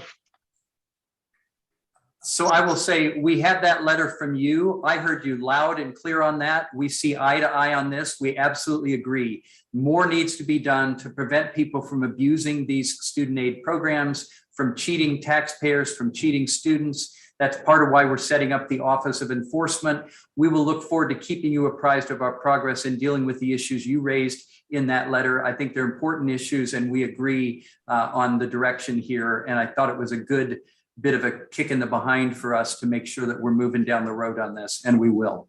Thank you. Mr. Carter, the next generation financial services environment known as Next Gen would simplify the direct student loan borrowers access to information through a website. It was devised by the Obama administration and kind of left and not much happened. Could you explain the status of that? And I hope you have more to explain than you can in the little time we have left. I want to get in another question. So if you can provide in writing the status of that while I get to another question. That's fine. We will provide you in writing. We have a lot of things we're doing, and they are going to make that much better for borrowers. And I'm excited about what our team is coming up with. They're doing a great job on this, and we'll be happy to give you all the details. And my final question is, what authority does the department have in things like reducing interest rates, allowing refinancing, and fixing the public service loan forgiveness? You've done a lot of work on that, and we want to thank you on it. But if you could give us, my time has expired, so you're going to have to do that as a follow-up and bringing us up to date on how that's working. Another question I'd like would be the $10,000 discharge. How much of that is non-performing loans, so that discharging it wouldn't really cost anything other than relieving us of the cost of servicing those loans? And whether or not what you are doing with the loan servicers to make sure they're doing their jobs as students sign up in January, to make sure that they're signing up appropriately for student forgiveness, borrower defense, interest-based repayment, and all of those. What kind of guidance you're given? If you could do that in writing, because I'm obviously over time, and I appreciate the chairwoman's forbearance. Okay, those are good questions, and we'll be glad to give you some good answers, and then you tell us if you need more. All right. Thank you, Madam Chair. Yes, it would be helpful if you presented those questions in writing to Mr. Cordray's office so that he can follow up with you in writing. Those are questions that all of us would like to have answers to. So if the committee would be so kind as to distribute that to all of the members of the subcommittee, on higher education and workforce investment, we would certainly appreciate it. Very Will do. Thank you. Thank you. And now we want to welcome Mr. Bowman, New York, the Vice President of this committee, Vice Chair. Vice President sounds good. Thank you, Madam Chair. Really, really appreciate the time. Mr. Cordray, I have a little more airtime for you, if you don't mind. Thank you so much for joining us today. As you know, I'm a strong advocate for canceling student debt. And I recently joined several of my colleagues on the committee in a letter led by Representative Omar calling to both President Biden and Secretary Cardona to release the student debt cancellation memo we were told would be made available more than 6 months ago. The student debt crisis is a racial justice issue. A recent report by the Education Trust described how student debt is steeped in systemic racism and exacerbated by racial inequities in wages, wealth, access to education, and more. Black borrowers often feel trapped in a vicious cycle of lifelong debt they cannot escape from, and many of them, especially Black women, actually face more student debt today than they did when they graduated. The report called this issue Jim Crow debt and highlighted the voices, experiences, and perspectives of Black borrowers, which are far too often overlooked in our conversations about the student debt crisis. Researchers concluded that centering these perspectives and addressing the racial inequities in student debt requires that the federal government cancel all student debt. Mr. Cordray, how is the Office of Federal Student Aid actively centering and prioritizing the voices and experiences of Black borrowers in your work, and how do you respond to the finding that limiting debt cancellation would harm Black borrowers the most? So I appreciate, Representative Bowman, the perspective you laid out in your question and agree with much of it. And by the way, there's a lot of statistical data that I think supports various pieces of what you said. One of the ways FSA can be most helpful here is we are an operational shop that has access to a great deal of data on federal student aid, all the data, and we use it to effectively manage the program. And to the extent we can provide that information to you or to the department or to the White House, if they're asking for it, we certainly do so. We want to inform the decisions that are made on this as much as possible. Again, decisions about general loan forgiveness are not my decisions to make. They will be made elsewhere. We will do our best to implement whatever is done. I do think that loan forgiveness for Americans where it's appropriate and justified makes a huge difference in their lives, gives them a chance to get sound footing and move forward and better their lives rather than being stuck with this millstone around their necks. And where that's appropriate to do so, and there's authority to do so, we will enthusiastically implement that. And I hear you having that same perspective as well. I appreciate that. And I would love for my office to be in touch with you so we can get access to some of that data that you mentioned, so we could get a holistic and much better and more comprehensive understanding of the issue. So we will definitely love to work with you on that. I had another question about Parent Plus loans. I've heard from many of my constituents that depending on how their Parent Plus loan was structured, they may not have benefited from the pause in payments during the pandemic and have been struggling to stay out of default all this time. Specifically, if a parent took out a Parent Plus loan before 2010, it could have come out of the federal family education loan program, most of which were held by private lenders. Parent Plus loans also face absurdly high interest rates and exclusion from some income-driven repayment plans. These parents, many of whom have faced extraordinary financial hardship and suffering during the pandemic, don't get much attention when we talk about the student debt crisis, but they need our help. They should not have to push off retirement or face financial devastation just because they want to help their kids get an education. Is your office considering improvements to Parent Plus loans? And if so, can you describe your vision for these improvements? Yeah, again, I'll just say that the issue of what to do about different types of loans, as you know, there's a blizzard of different categories of loans under the program that have been developed over many years. And some of it gets to be quite complex. And actually, in preparing for this hearing, we went over the issue of Parent Plus loans, where I understand there's some dissatisfaction from some that they didn't get all the relief that other loans got. And there are reasons for that I don't have time to necessarily get into in detail. But we are open to hearing more from you all about whether Parent Plus loans should be covered under this program or that program, and having a dialogue back and forth. And we would welcome that, certainly. So would you say that your office is just beginning the process of sort of engaging around Parent Plus loans and the strengths and weaknesses of them and all of that? You are not yet considering improvements. You're just trying to get a better understanding of the complex nature of the Parent Plus loans as well as other loans? I would say that's mostly right, but not entirely. Certainly, people thought about Parent Plus loans when the payment pause was put in place, and then other forgiveness for public service loan forgiveness and the like. And it's always been a bit of a difficult edge of this in terms of what is included, what is not included. But I think there's an openness to further discussions about this and trying to think it through. So I wouldn't say we're at the beginning of thinking about it. It's something that has come up various times, but I think there's still an openness to hearing more about it. Nothing is closed at this point, is my understanding. Okay. Mr. Thank you Court, so much, Madam Chair. I yield back. yes, we would appreciate an answer to that question also in writing for the benefit of the committee, because all of us are interested in the Parent Plus lands. And unfortunately, this hearing only gives you 5 minutes to answer such an important question. That is. Now, I understand, Madam Chair, you're piling up the homework for us, but we'll be glad to take it on and we'll get it back to you as quickly as we reasonably can. That lets you know how important your work is and how important this particular issue impacts so many people. And we appreciate your cooperation.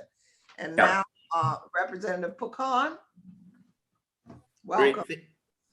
Thank you, Madam Chair. Appreciate it. And thank you, Mr. Cordray. And I just want to say thank you for your long commitment to public service as well. Appreciate that.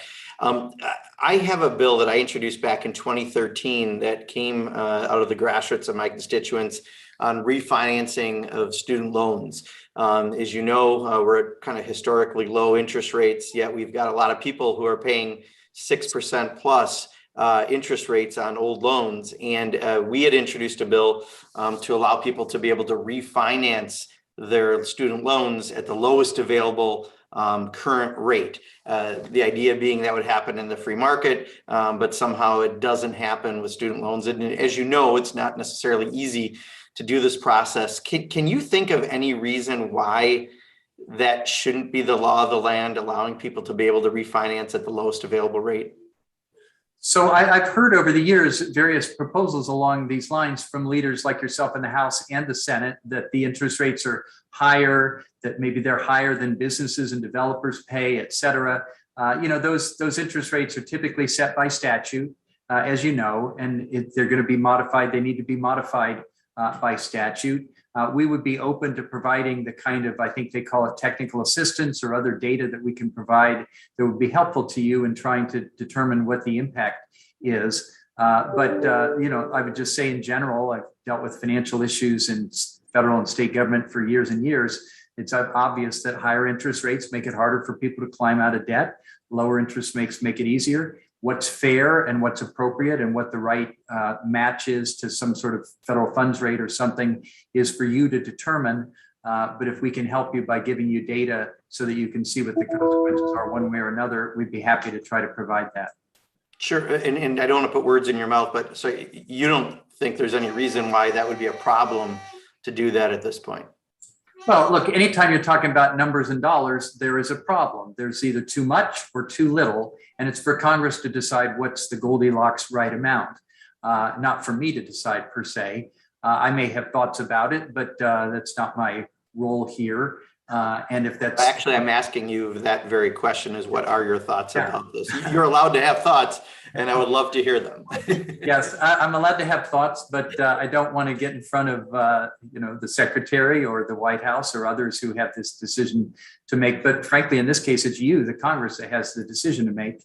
Look, higher interest rates put borrowers in a more difficult position. and lower interest rates would make it more plausible and feasible for them to pay off their loans. Again, that's a very obvious point. I'm not telling you anything that anybody doesn't know, but in terms of what the right level is or whether it should be the Fed funds rate or something else, again, that's a policy decision for you. And if I were in the Congress, I'd be asking the question and trying to figure it out myself, but I don't want to pretend that that's my role. No, I appreciate that. Thank you. So let me ask you another question about tuition creep. Has the administration discussed ways to try to address that? I know that's one of the issues that people seem to have, is that the cost of higher education is going up at a faster rate than the consumer price index or anything else, and because of that, that's putting an undue burden on folks. Have you guys discussed that issue at all? That's been true for years. We saw that trajectory when I was at the CFPB.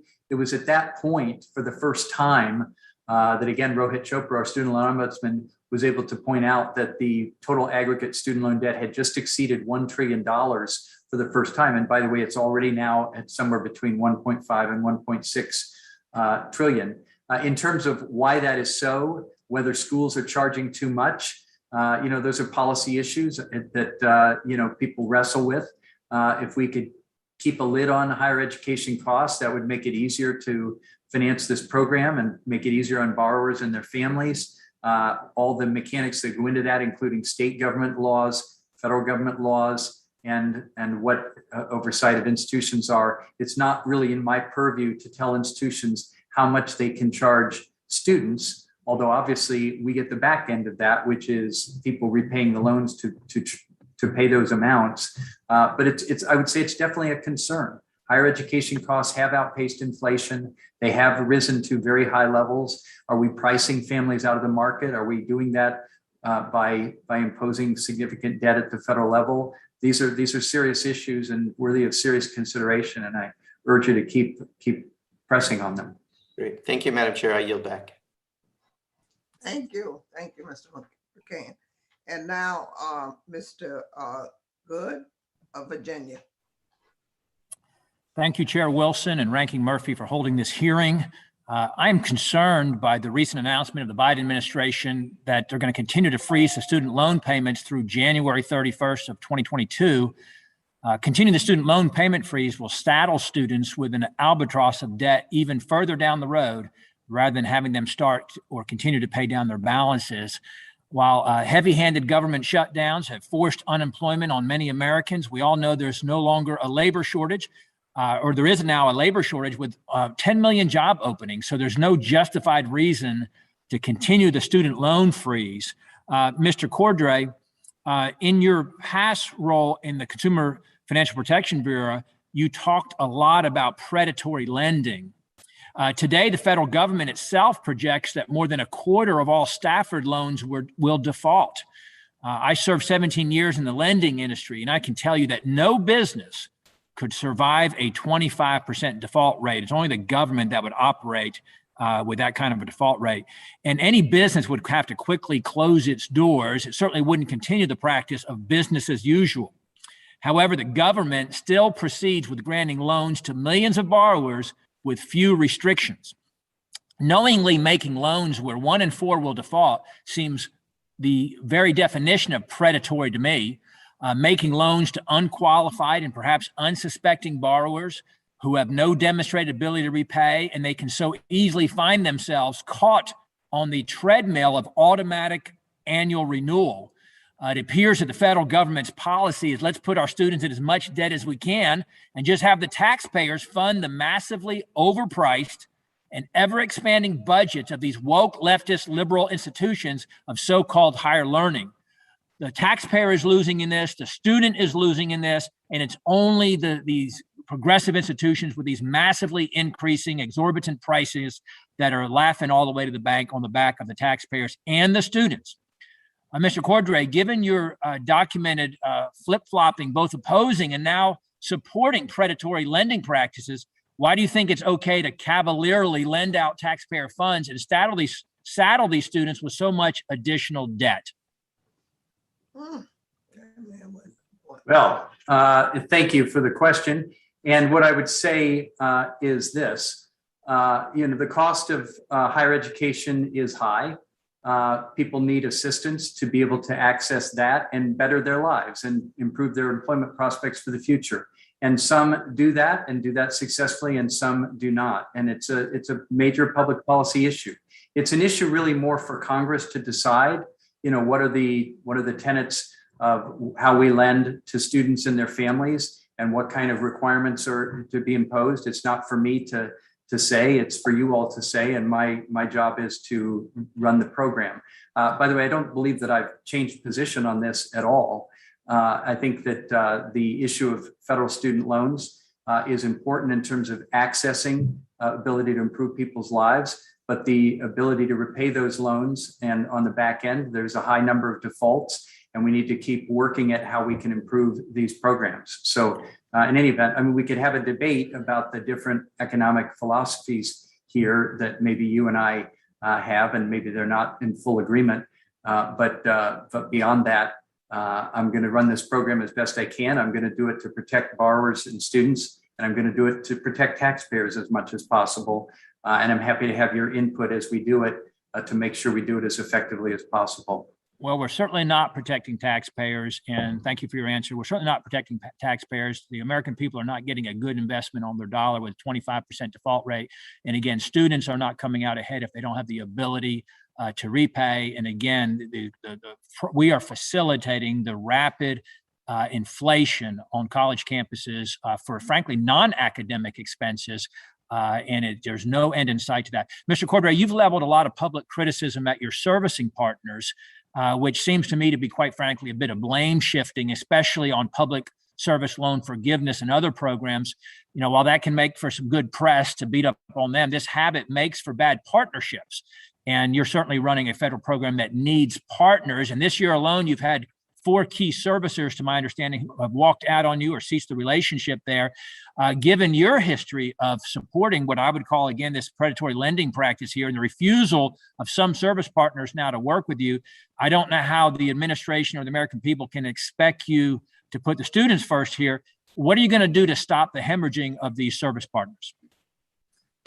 So I appreciate the question. And in fact, as I said, we have servicing partners, if you will, who have stepped up and are eager to take more of our portfolio, and we have ample capacity to serve the students and borrowers, and we will. And those who are exiting, look, we're putting more performance and accountability into these contracts, and that's not comfortable for everyone. Or people just might, over time, they were in the program, they've decided to go different directions. They're free to make those choices, and they have. But we have good servicers that we're working with here that we're going to hold accountable. They're going to have to perform. They understand that. Borrowers and taxpayers should demand that they perform at a high level. And we're going to work with them to do that. But if they fail, they're going to be penalized. And that's the way this relationship should be. And that's the way it will be. Time has expired. Thank you so much. Thank you, Chair. Thank you. And now, Mr. Espaillat from New York, welcome. Thank you, Madam Chair. My question is regarding discharging students' loans, which is almost impossible under bankruptcy procedures. Students must bring a separate lawsuit within the bankruptcy matter to seek the discharge of their student loans. And the burden of proof is, in these cases, is very, very high, with students required to show that continuing to pay the debt would impose an undue hardship. While there are statutory limitations that can and should be changed, the department can also take steps to reduce the burden on borrowers who are already struggling financially to make it easier for them to secure relief under bankruptcy proceedings. My question is the federal student, the FSA, considering changing how it approaches bankruptcy procedures by changing how it determines which bankruptcies to contest, or by better defining undue hardships standards to reflect the realities faced by student loan borrowers? Excellent question. I appreciate it very much. The way you described the bankruptcy process and how it applies to federal student loans is very much the way I understand that process. And I think that it doesn't work well. And we think that it needs to be reformed and reevaluated, and we are committed to doing that. I will tell you that there have been discussions already with the Justice Department. They too are willing to have us review and revise our approach here. We think that that would be better fitted to the realities of life for many people who struggle in bankruptcy and are forced to go into court, if you can imagine such a thing, and recount how miserable their lives are in order to beg for some kind of bankruptcy relief and rarely get it. We don't think that that's the right place, that this is the right outcome. We are going to review that aggressively, and we will have more to say. We're in process on that. We'll have more to say about that hopefully fairly soon. It is a somewhat complex issue, as bankruptcy always is, and there's different competing considerations here, but we think that there's more we can do to reform that process, and we are committed to doing it, just as you say, for the reasons that you say. My next question is, we all know that to help borrowers, the Biden administration extended the pause in repayments, interest accrual, and collections through January 2022 for Ed-held loans. The administration also extended these protections to all defaulted loans in the Federal Family Education Loan Program. However, there are still millions of borrowers who have not received similar protections, including those with private loans. In what ways, if any, has the direct loan program proven effective in providing protection for these borrowers? So if we're talking, are we talking about what the Secretary just announced recently about public service loan forgiveness? That's correct. Okay, it was an important announcement, really a dramatic announcement that reflected a lot of hard work that people did to try to figure out what the flaws had been in the public service loan forgiveness program. Sometimes flaws that were made worse because servicers in the past may have given people wrong information, or people had been confused about whether they had the right to do this or that. And it frustrated a lot of people, and it caused a lot of people to be denied or discouraged from pursuing relief. The measures that the Secretary announced earlier this month are game-changing for a lot of those people, and it's going to make a huge difference. There's an awful lot of work to do to make that announcement into reality. We are going to work to do that, and I believe it will bring relief to hundreds of thousands of people who deserve this. Again, who are we talking about? We're talking about people who serve this country in uniform. We're talking about police officers and firefighters, people very much affected by the pandemic, who need to get what they deserve under the law and under the program, and we're going to make sure that that happens. But it's an awful lot of work that our team is going to have to do at FSA. I'm confident that they will do it. They are high performers. They haven't complained about the new burdens that this puts on them, because we all understand it's an opportunity to bring important relief and progress to the American people. And what the Secretary said is what we're going to do. And we think that it's a very, very good direction to go, and we're going to do the hard work of making it happen. Thank you, Madam Chair. I yield back. Thank you so much. And now we'll hear from Ms. Miller Meeks of Iowa. Welcome. I see you walking. Ms. Miller Meeks. Some technical difficulty with Ms. Miller Meeks. She has frozen. She is frozen. I will go on to Ms. Hochberger. Thank you, Madam Chair. Mr. Cordray, I do have a question for you. On March 30th, the FSA announced a program to somehow undefault some borrowers who defaulted during the pandemic. Now, it's pretty clear that probably isn't the law, but setting that aside, I'm also concerned that it's 7 months later and that still hasn't happened, which clearly shows there wasn't even a plan in place in order to achieve that initially. So did somebody just hit the send on the press release before they had a plan in place, I guess is my question.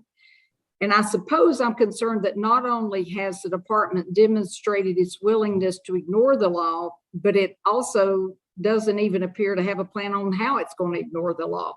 So does FSA now just write press releases and then hopes and prays it's all going to work out in the end, is my question. And that begs to say that borrowers are just going to sit in limbo for months. So what's the process for this, sir?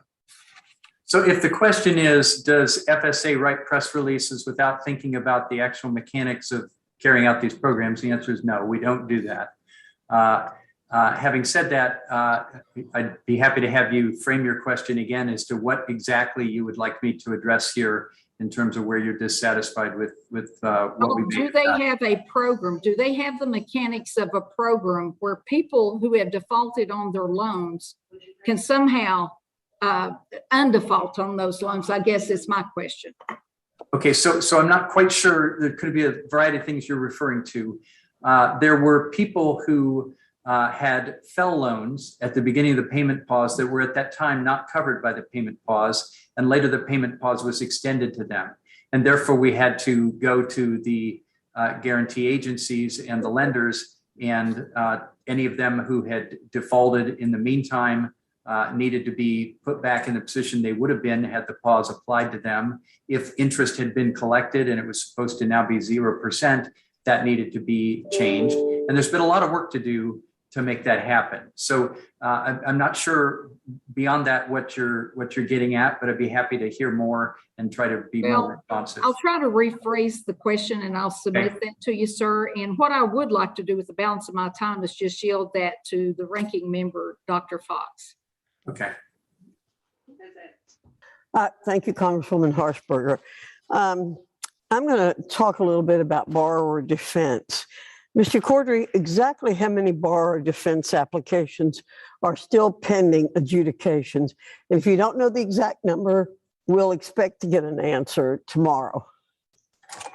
That's fine. We'll be happy to give you exact numbers. What I know is coming into, when I came into this position, there was a very, very high number of borrower defense claims that had not been adjudicated, and they had piled up, frankly, over the past 2 years. Okay. Well, you can give us that. You can give us that information in the response that you give us. No, but I'll be happy to. Do you want me to give you a little more answer here, or do you want me to just go on to something else? Well, let me tell you the questions I'd like to have answered. Okay, how many claims have been adjudicated since the beginning of the Biden administration? How many claims have been filed since the beginning of the Biden administration? Have you set a timeline or goals for how quickly you'll clear the backlog? That's one you might be able to answer. That's fine. And by the way, we'll be happy to give you detailed responses that give you more exact numbers. But I will say there have been hundreds of thousands of claims piled up, and we are working down the backlog. However, every time we make a new announcement about some kind of school that's closed or some kind of loan forgiveness, it tends to make more people apply. And so this goes up and down with a variety of circumstances. But happy to give you exact numbers in response to exact questions from you, and then we won't be jousting about fuzzy particulars here. Okay. Well, we'd like to know why it's taking so long for you all to get through it. You've just indicated that's part of the problem. I haven't heard much about schools closing recently, so that's news to me. Well, we had several closed just recently. CHE schools and Vista schools that really failed you, me, and borrowers and taxpayers all over the country. Didn't do what they were supposed to do, and they've now closed and left everybody high and dry. That's bad performance, but that does happen. Okay. Well, we know from Secretary Cardona's statement when he spoke to us that people have waited a long time and they want to work swiftly. But shouldn't your announcement from August 24 stating you'd grant 100% relief make this process go more quickly? And why did you stop updating the data center with information on borrower defense claims, something the previous administration did monthly? So we haven't stopped the data center, although I will say these hearings have a salutary action forcing effect. And we updated the data center yesterday for the most recent quarter. We expect and plan, and I think my understanding is that the data center is to be updated quarterly, and it will be updated quarterly on my watch. I can tell you that when I came in, we were about 6 months behind, and we're catching up now, and we will keep you posted on that. In terms of borrower defense claims, sometimes they're difficult. Sometimes they're one-by-one type claims, and those are hard to administer in an effective way. But that's something we're thinking through. As you say, 100% relief will simplify the process somewhat. It's still not a simple process. It's complex in various ways, but we're continuing to work on it. We'll be glad to give you progress reports on how that's going. Well, frankly, I'm glad to hear you say that they're very complicated, but because that's what the previous administration said, and it was condemned when it said that. Thank you very much, Madam Chair. I apologize for going over. Thank you so much. And I don't know whether Mr. Cordray has another homework assignment, or if he cleared that up in the amount of time that you have. I think I do have another homework assignment. I did want to say to Representative Fox, I missed my chance earlier. Congratulations. I saw that your old school had a big win on the football field last week. So I'm sure that your South Carolina colleagues are feeling your overlordship of them for the time being. So Thank you. Thank you so much. Representative Cheryl, New Jersey, still with us? Thank you. How are you? Welcome. Thank you, Madam Chairwoman. Mr. Cordray, this committee has examined the harm that unscrupulous for-profit colleges have inflicted on students, many of whom are students of color, first-generation students, and student veterans. About 2 weeks ago, I met with the American Legion representatives in my district, including the county commander of Morris County. They specifically brought up how concerned they were about predatory lending. They're concerned about how for-profit schools are targeting veterans because of their GI benefits. And we know that one way the VA has attempted to combat bad actors from taking advantage of our veterans is through the GI Bill comparison tool, which tracks complaints and FTC settlements against bad actor for-profit institutions. But this is only one tool designed to help one targeted group. Can you please explain how the federal government and states can better work together to effectively monitor and oversee these institutions? thank you. It's a great question. And by the way, the example you gave, which I know is near to your heart of service members in particular, is a very important constituency. And if there were one that we were going to pick out as a priority, that certainly would have one of the best cases to make. And I'm glad to see that some of that has gotten itself in place. And we are doing data matches with DoD now. That's something that we can do. And we're getting much more relief to more people. And we want to get relief to everyone, frankly, who deserves it. In general, though, to your question, we can work together with state officials. We want to work together with state officials.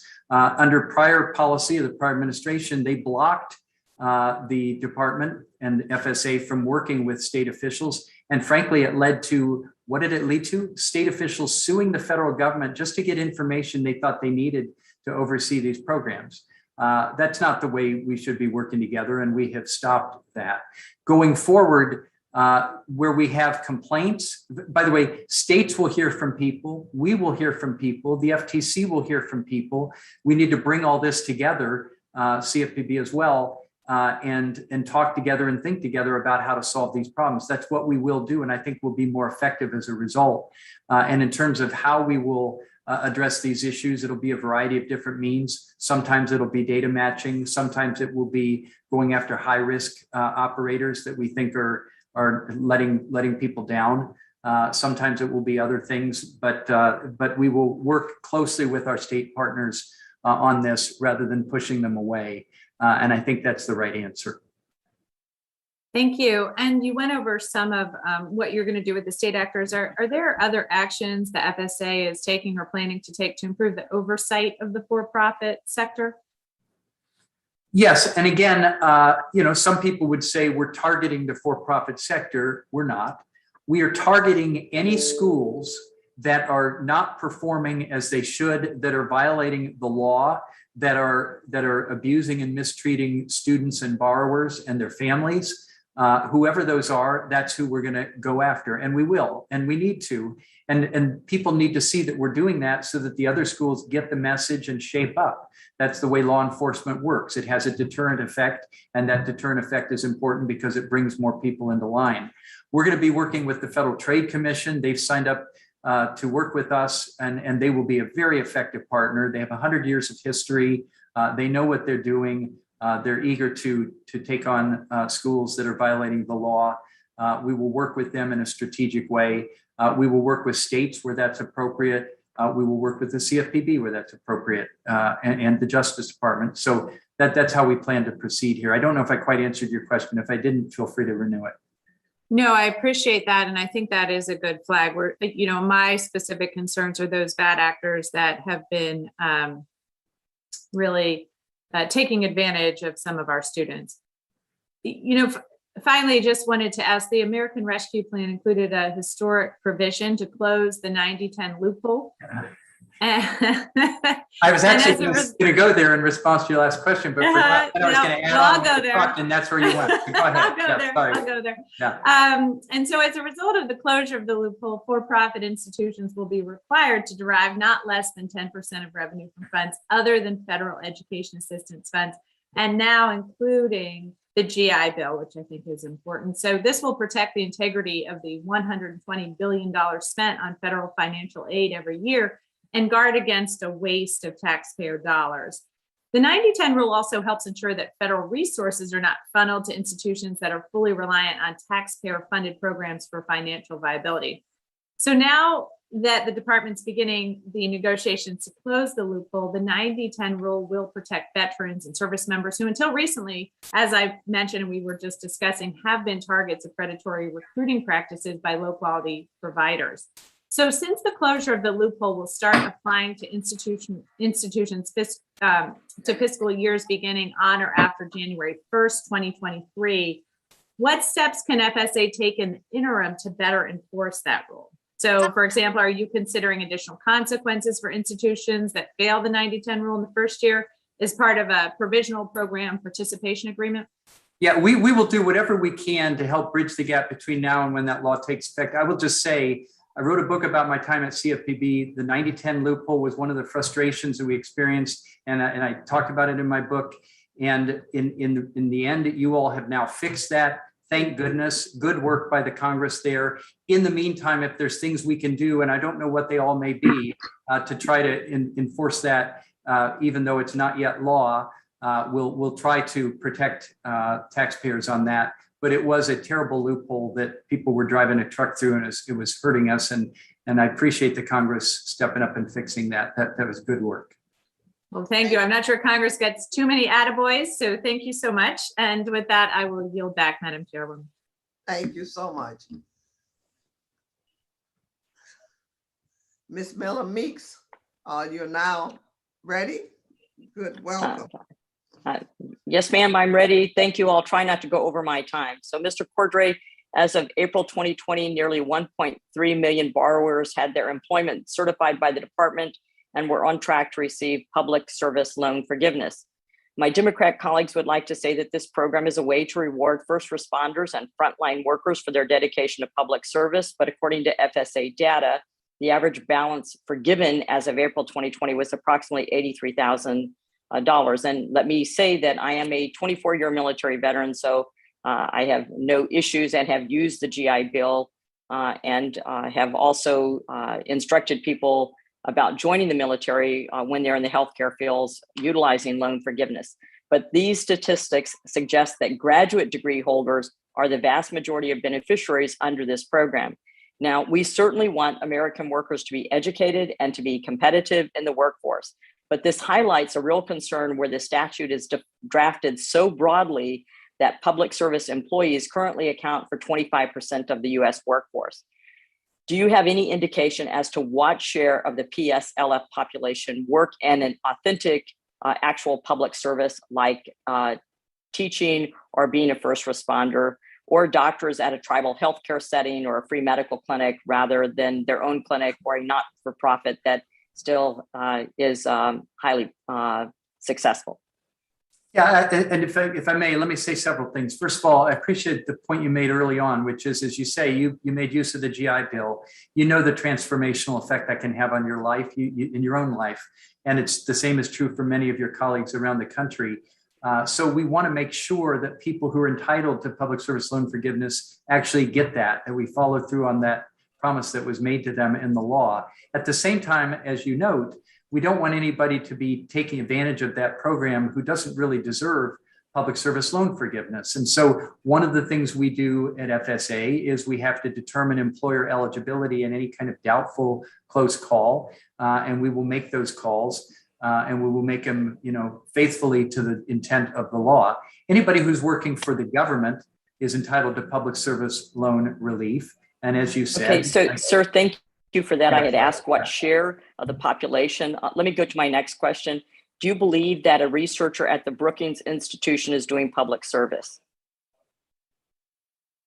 It may depend on exactly what the nature of the job is. I would say generally, I would think no, but what about a researcher?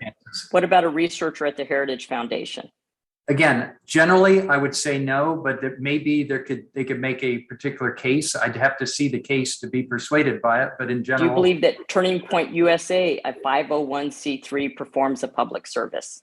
Look, I'm not familiar with that organization, so I can't really speak. What about Planned Parenthood? It's a 501c3. Do you believe that taxpayers should be shouldering the costs to forgive the loans of a Planned Parenthood employee? Again, and as to all the groups you stated, not specifically to any one of them, there are certain jobs that, depending on what people actually do, it may be that the bulk of their time is devoted to actual public service. But if it's not, then they should not get the relief. And that's generally how we would approach these issues. So having left home as 16 as the fourth of 8 children, I've served as a nurse and a physician in the United States Army, the former director of the Iowa Department of Public Health, a state senator, and now a U.S. Congresswoman. I am not against public service, obviously, and I am not against the PSLF, but I am concerned that the eligibility for the program is so vast and so broad that we are using a program intended to incentivize public service on industries and jobs that ultimately do not fit that definition. Can your office commit to providing this committee a breakdown of the PSLF borrowers by occupation and by undergraduate and graduate degree? We'd be glad to, if you follow up with the specific data request, and I guess you just made one, and we'll try to take it down. But if you want to convey it in writing so we have the exact particulars, we'll make sure we get the answer right. We'll provide you with whatever information we have. And by the way, it's a fair point you raise. Public service loan forgiveness should go to people doing public service. It should not go to people pretending to do public service who are really doing something else. And we'll be glad to try to ferret out anybody who's trying to take advantage of the program. At the same time, these are very situational instances that we have to deal with case by case sometimes. Although, as I say, everything you described in your background, every bit of that would qualify for public service loan forgiveness. And I hope that you fared reasonably well through the GI Bill and others because you deserve it. Well, thank you for that. And I certainly have, as I said, made a request. I hope that you'll fulfill the request. And I hope that the information will get to us as soon as possible, hopefully no later than Thanksgiving. Thank you so much. I yield back my time, Madam Chair. Thank you so much, Ms. Miller Meeks. And we look forward to the response because all of us are interested in your question. In fact, I have a bill that I'm crafting on public service to look at that also. So thank you. Now, Mr. Representative Castro has joined us. Welcome. Thank you, Chairwoman. And thank you, Mr. Caudray, for coming before this committee to discuss these issues relating to federal student aid. Under the public service loan forgiveness, borrowers who have made 10 years of payments while working certain public service jobs would have their federal student loan balances forgiven in full, as you know. But in 2019, the U.S. Government Accountability Office, the GAO, reported the Department of Education had denied 99% of public service loan forgiveness applications. And many public servants were rejected because they received misinformation from their servicer or were enrolled in the wrong payment plan, among other issues. The Department of Education recently shared new data about federal student aid programs, including a new report on the PSLF program, demonstrating that most borrowers are not yet eligible for forgiveness because they've not been in repayment for 10 years.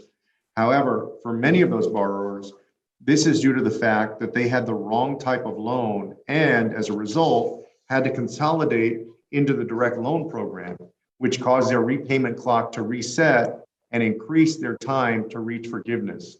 The federal student aid has recently announced a limited waiver to help borrowers access forgiveness through the PSLF program. So I wanted to ask you, moving forward, how will the FSA ensure that loan servicers are equipped to help borrowers access PSLF both during the time-limited waiver and into the future, especially given the upcoming return to payment? Thank you. It's a good question, and I don't mean to refer to my book again, but again, at CFPB, the book I wrote, Watchdog, is about some of the failures that I saw that I wished we could have corrected that we didn't. The 90-10 rule was one. The PSLF program was another. As you described, very, very few people over the years have gotten any relief under that program. I think it was just a few thousand at the beginning of this year.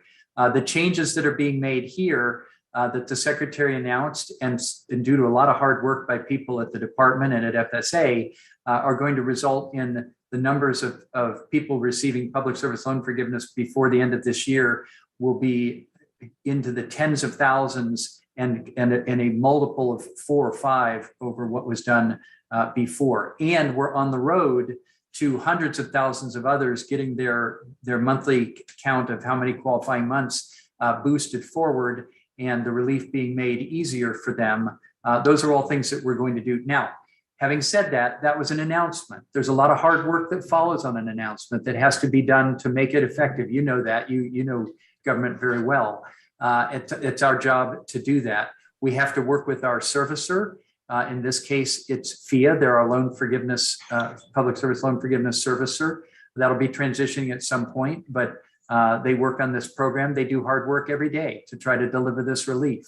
We're going to be overseeing that to make sure that that's happening, and we're going to be working closely together. I want to see this succeed.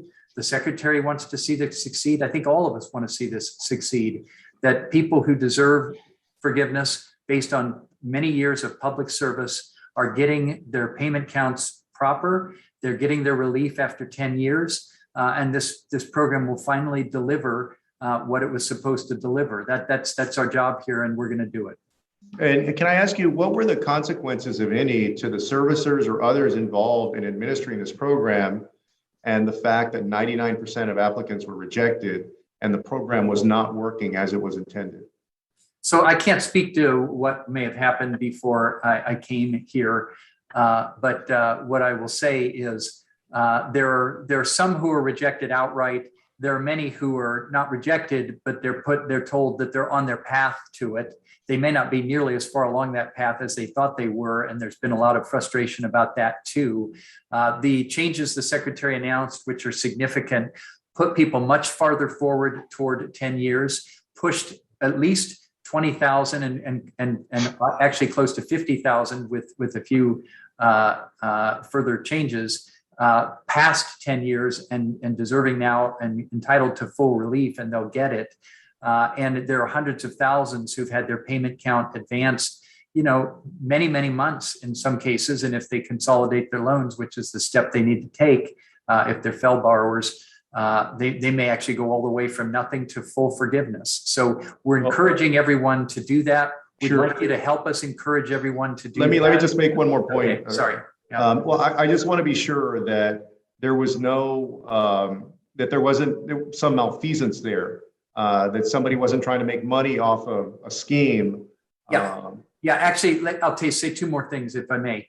Number one, we are concerned about that. And that's why one of the pieces that the secretary announced is a redetermination program for people who might have applied before and been rejected, that they can reapply and that they should seek reconsideration. So we want to correct those errors where possible.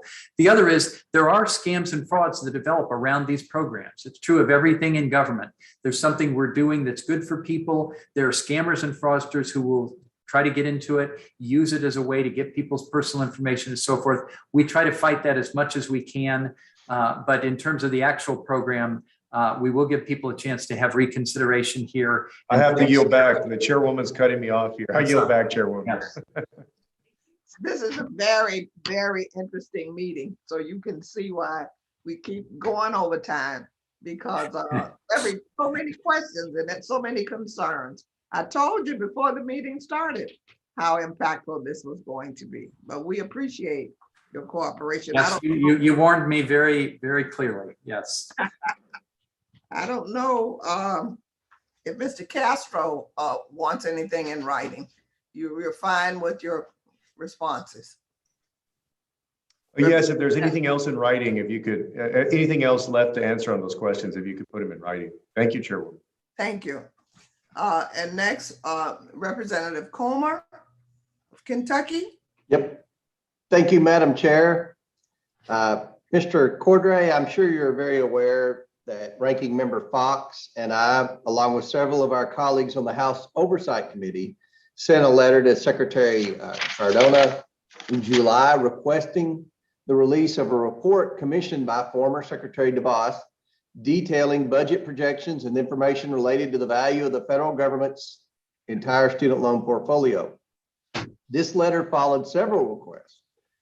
So we invoked the statutory 7-member rule requiring executive branch agencies to produce documents when 7 members from the Oversight Committee make the request. Now, this 7-member rule is just started this year. This was the result of a lawsuit by Elijah Cummings and the minority, at that time, the minority Democrats on the Oversight Committee, because they were having difficulty getting information from the Trump administration. So now there's a process for the minority to get documentation from the executive branch if they refuse to comply with our request. And it's called the 7-member rule. We invoked the 7-member rule. We've only done that a couple of times this Congress. Yet the Department of Education refused to respond with appropriate documents. So we went and we sent another follow-up letter 2 weeks ago. Again, I have received no response from the department.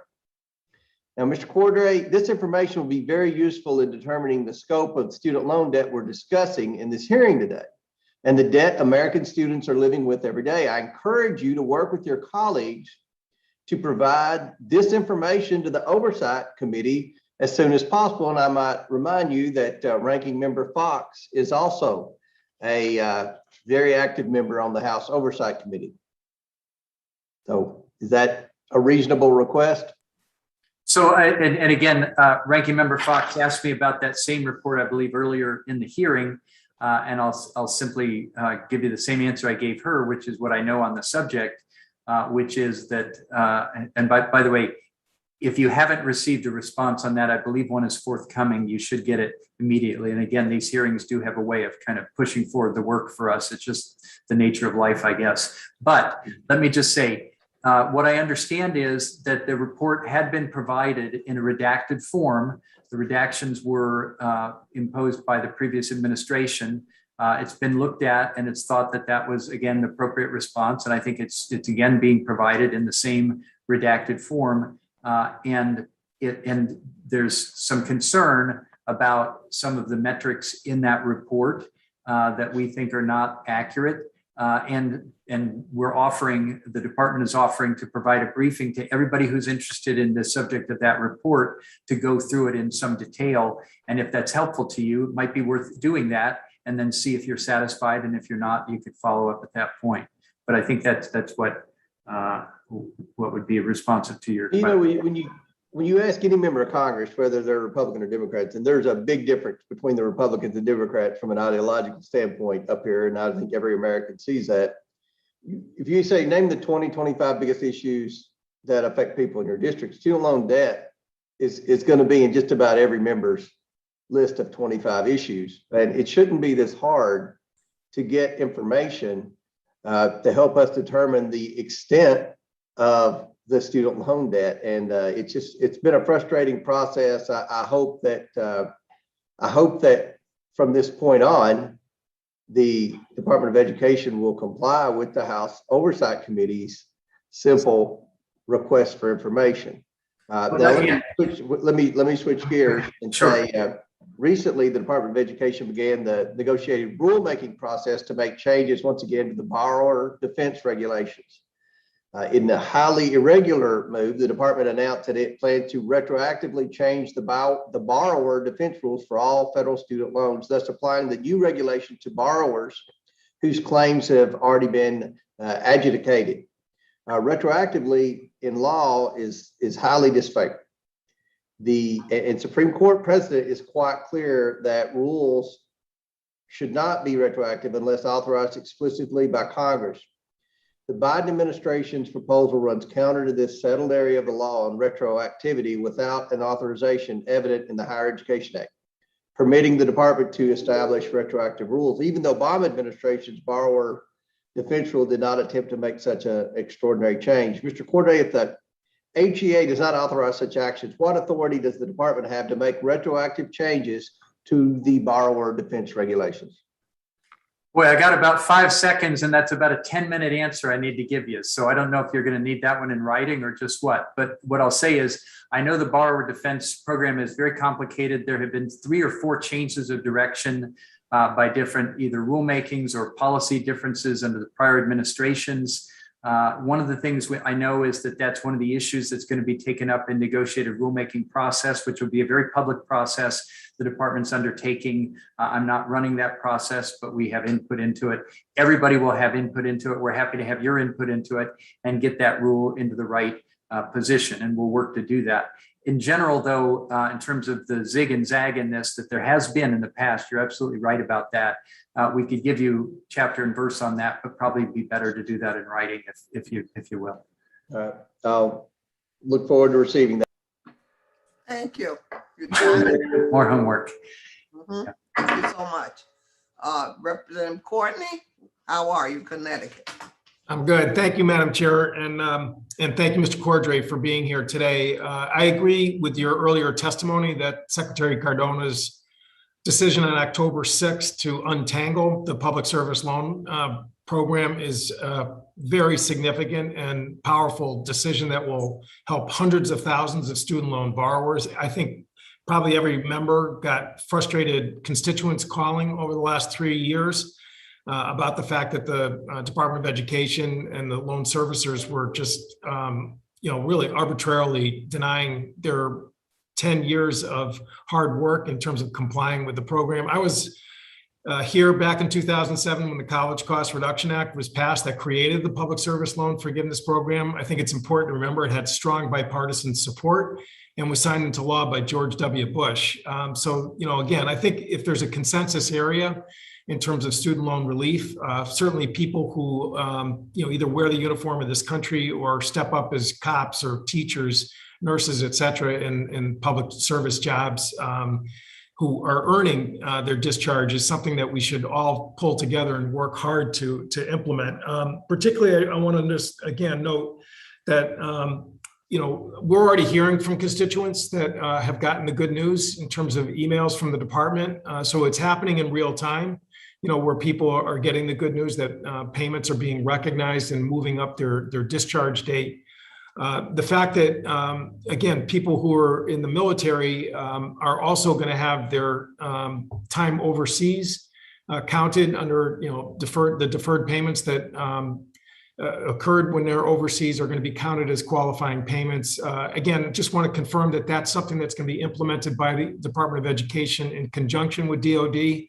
So it's really going to be done internally in terms of an administrative function. Is that correct?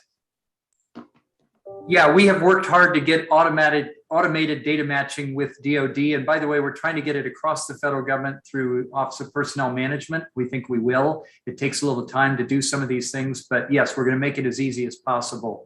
And we also would like to work with states and local governments as well. And maybe you and your staffs could help us with that, on some outreach on that and so forth. We want everybody who's entitled to the benefits of this under the law to get the benefits of this. And by the way, every day I work with people here at FSA in the department. They're all public servants too, as you know. I'm really proud of the work they're doing.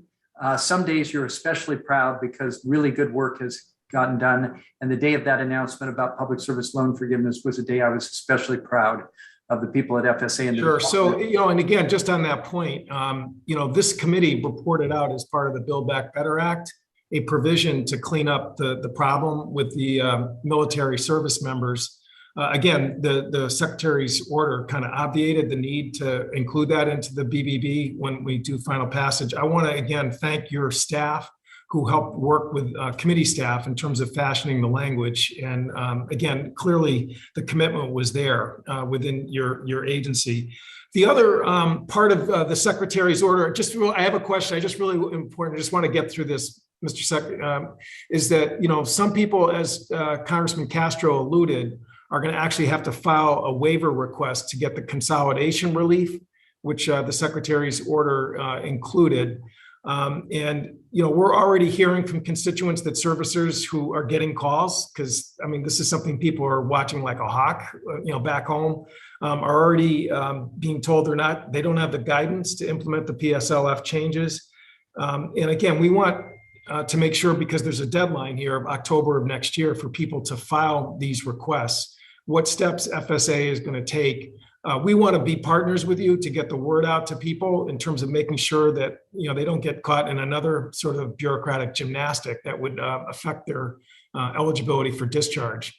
Yeah, it's a very fair question, and by the way, we're operating in real time here. It's been a matter of days since the Secretary's announcement, and we want to make sure that people have the right guidance here. And sometimes quick is the enemy of the good, but we're working on that. We will work with the servicer, which is FIA, to make sure that they have the guidance to provide to people. We've heard some of the same things you've heard, and we want to get these things sorted out as quickly as possible. But we do intend, and we will deliver on the announcement that was made and get relief to people, and we will communicate closely with them going forward. And by the way, to the extent you hear things, pass them on to us, because we're probably hearing the same things, but if we aren't, we want to hear from you too. Okay. So when you have a form developed for the waiver application, please share that with member offices, because that's the tangible document that is going to trigger relief for folks. And again, definitely want to work with you. One last point, Mr. Poucan talked about the refinance issue. Again, I've introduced a bill to actually track the Federal Reserve benchmark and allow people to refinance down. So there already is something actively in the hopper. With this Congress, the 117th Congress, to go that route, and look forward to hopefully working with the secretary in your office to provide something, that is screamingly obvious, which is that people should be able to refinance their debt with student loans, just like you do with a home mortgage or other forms of consumer debt. I understand your point on that, and whatever you do, we will be glad to implement. Thank you, sir. I yield back. Thank you so much. Representative Letlaw. Thank you. And Mr. Cordray, thank you for taking the time to testify before the committee today. As you know, the pandemic brought on many challenges, especially for students and borrowers. So Congress provided a temporary pause on federal student loan repayments. The CARES Act provided the Secretary of Education authority to suspend all interest accumulation and monthly payments on federally held loans through September 30th, 2020. Additional executive action extended the repayment pause by the previous and current administrations. However, most recently, the Biden administration has extended repayment one final time until January 31st, 2022. Unfortunately, to date, neither the department nor FSA has made public a comprehensive plan for returning borrowers into repayment status. The repayment date is just around the corner, and this lack of clarity is unhelpful to the 45 million borrowers. These individuals need to have an explicit understanding on all requirements and expectations when the payment suspensions end. In fact, law requires borrowers to receive no less than 6 notices when normal payment obligations are about to resume. Additionally, this uncertainty has made it difficult for loan collection agencies to have adequate time to plan and hire employees. As many businesses, these agencies had to let people go during the pandemic. Now, loan collection agencies will be expected to resume their business as usual and meet the same collection requirements for the department as soon as repayment begins again. These agencies need time to ensure they have employees hired and trained so they can deliver on the department's and borrowers' expectations. Mr. Cordray, loan rehabilitation has been a key tool to assist borrowers. In fact, Congress recognized the value of this tool, and it was included as a provision in the CARES Act. Why did FSA decide that private collection agencies should not proactively explain the benefits of loan rehab to borrowers? So I think you have accurately and admirably described the challenges here of the multiple extensions of the repayment pause. and now the moving to a final deadline. And what I'll say is in terms of a communications plan, we have extensive communications plans that we're already activating and operating under. We have been for the last couple of months. Now that we know this is the final deadline, we're reaching out to tens of millions of borrowers here, and they will get the required, as you noted correctly, at least 6 communications from us on this subject. And that's what Congress said we should do, and it will be more than 6 in many cases.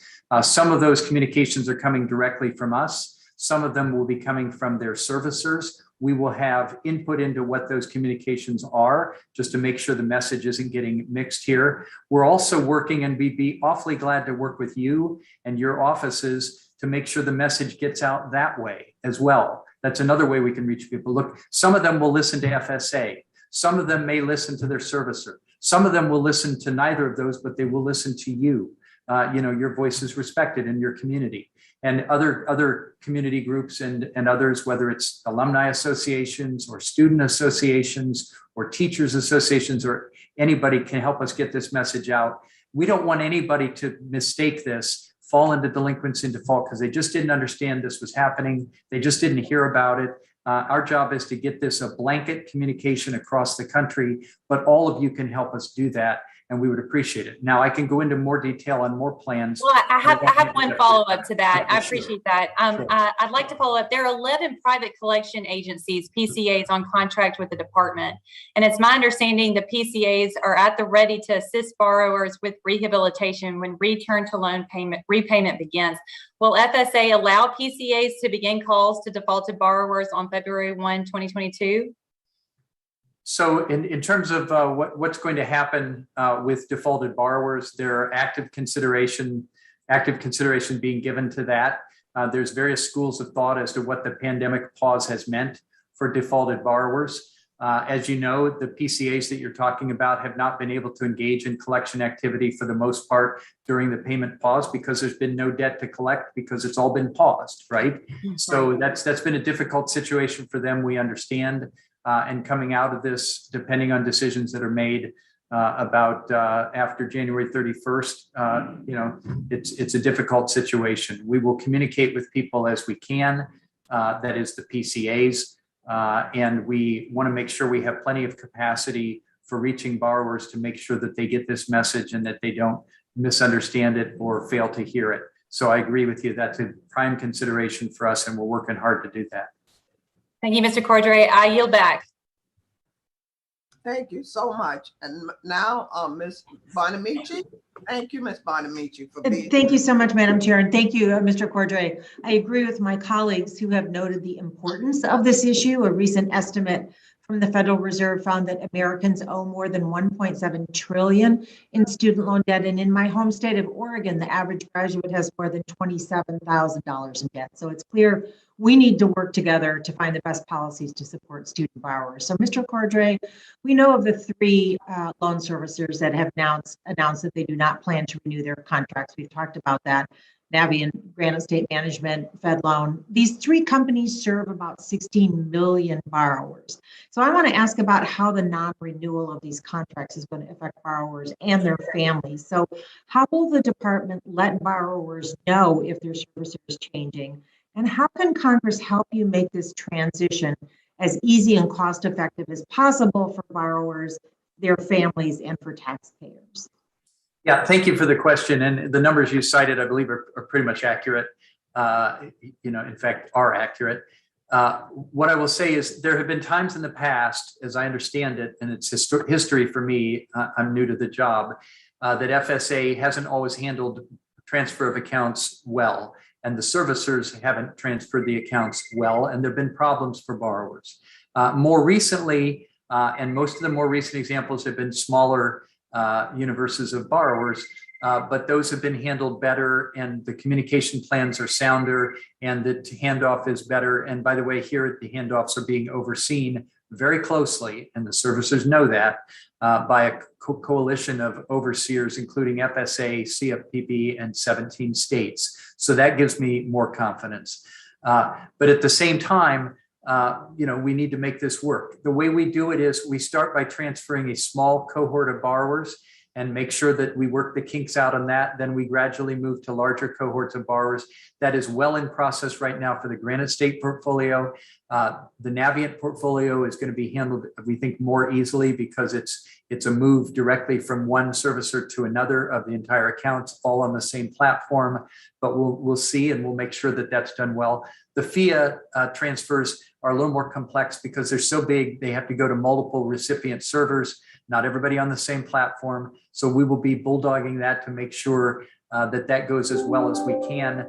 Thank you. And I want to get to another issue, but I know we'll be following up on that to see how it's going throughout the process. So the Department of Education recently moved to provide targeted forms of loan relief, including people with total or permanent disability, those discharges to borrowers without requiring them to go through the process. And I've been a longtime supporter of helping borrowers with permanent disability. And in fact, I included some protections in my Simple Act, which will work to get more borrowers into income-driven repayment plans by automating the annual process of recertifying a borrower's income. Similar provisions to this Simple Act are included in the Future Act, which, as you know, was signed into law last Congress. And even though income-driven repayment is not a one-size-fits-all solution, but it's a very effective tool. So how can automatic processes remove major barriers for borrowers and get them the benefits they're entitled to under the law? And are there additional programs, including automatically updating income for borrowers on IDR plans, that you would like to see automated in a similar way that will help streamline the process? So excellent question. And I would say significant work in progress on all of the fronts you mentioned. Number one, the total and permanent disability announcement recently, that is vastly being automated. And the relief is being delivered to people, and it's significant numbers of people, as you said, several 100,000 people. So that's an example of how we're starting to do this work better. The IRS relationship with FSA has really made progress over the last year or so, and there are ways that they can help us automate some of this, including, as you say, income-driven repayment. We want that to be as easy as possible for borrowers. Frankly, every borrower of student loans who is now repaying student loans, we want them to, as much as possible, be on one of two plans, either on an auto debit, if they're able to stay current and able to make those payments so they don't forget, they don't screw up. It's just regular routine, the way you automatically debit an account for an expected amount, no surprises. That's what we want, and we're pushing people to make sure that they get in that as much as possible. If they're having trouble making their payments, or if they're going to struggle to make their payments, we want them to be on income-driven repayment. That's the right answer. It allows them to lower their monthly payment to an appropriate amount. And then going forward, we can continue to adjust it to their circumstances year in, year out. That's a big deal for us. We're trying to make that simpler for people. And we want everybody out there and help us spread the word among your constituents. If you're able to make your payments easily, get on auto debit. If you're having trouble making payments, get on income-driven repayment. And the process should be easier now than it was before. And don't take no for an answer on that. I appreciate that. And when we were working on the Simple Act, and this is over the last several years, we found that there were many students who just did not meet that strict deadline on updating their income payment, and then they'd be in default, and then it was harder to get them out. So streamlining that process and automating it, I think, has been a tremendous help. As I yield back, Madam Chair, I do want to align myself with the colleagues who have asked about the challenges with the public service loan forgiveness program, and look forward to working with you on that. Mr. Cordray, thank you, Madam Chair. I yield back. Thank you. Mr. Keller, welcome to our committee. Thank you, Madam Chair. Mr. Cordray, several FSA contractors have exited the federal student loan servicing industry since the beginning of this year. As a result, over 16 million borrowers will be placed with a new servicer at the same time they return to repayment status after nearly a 2-year pause.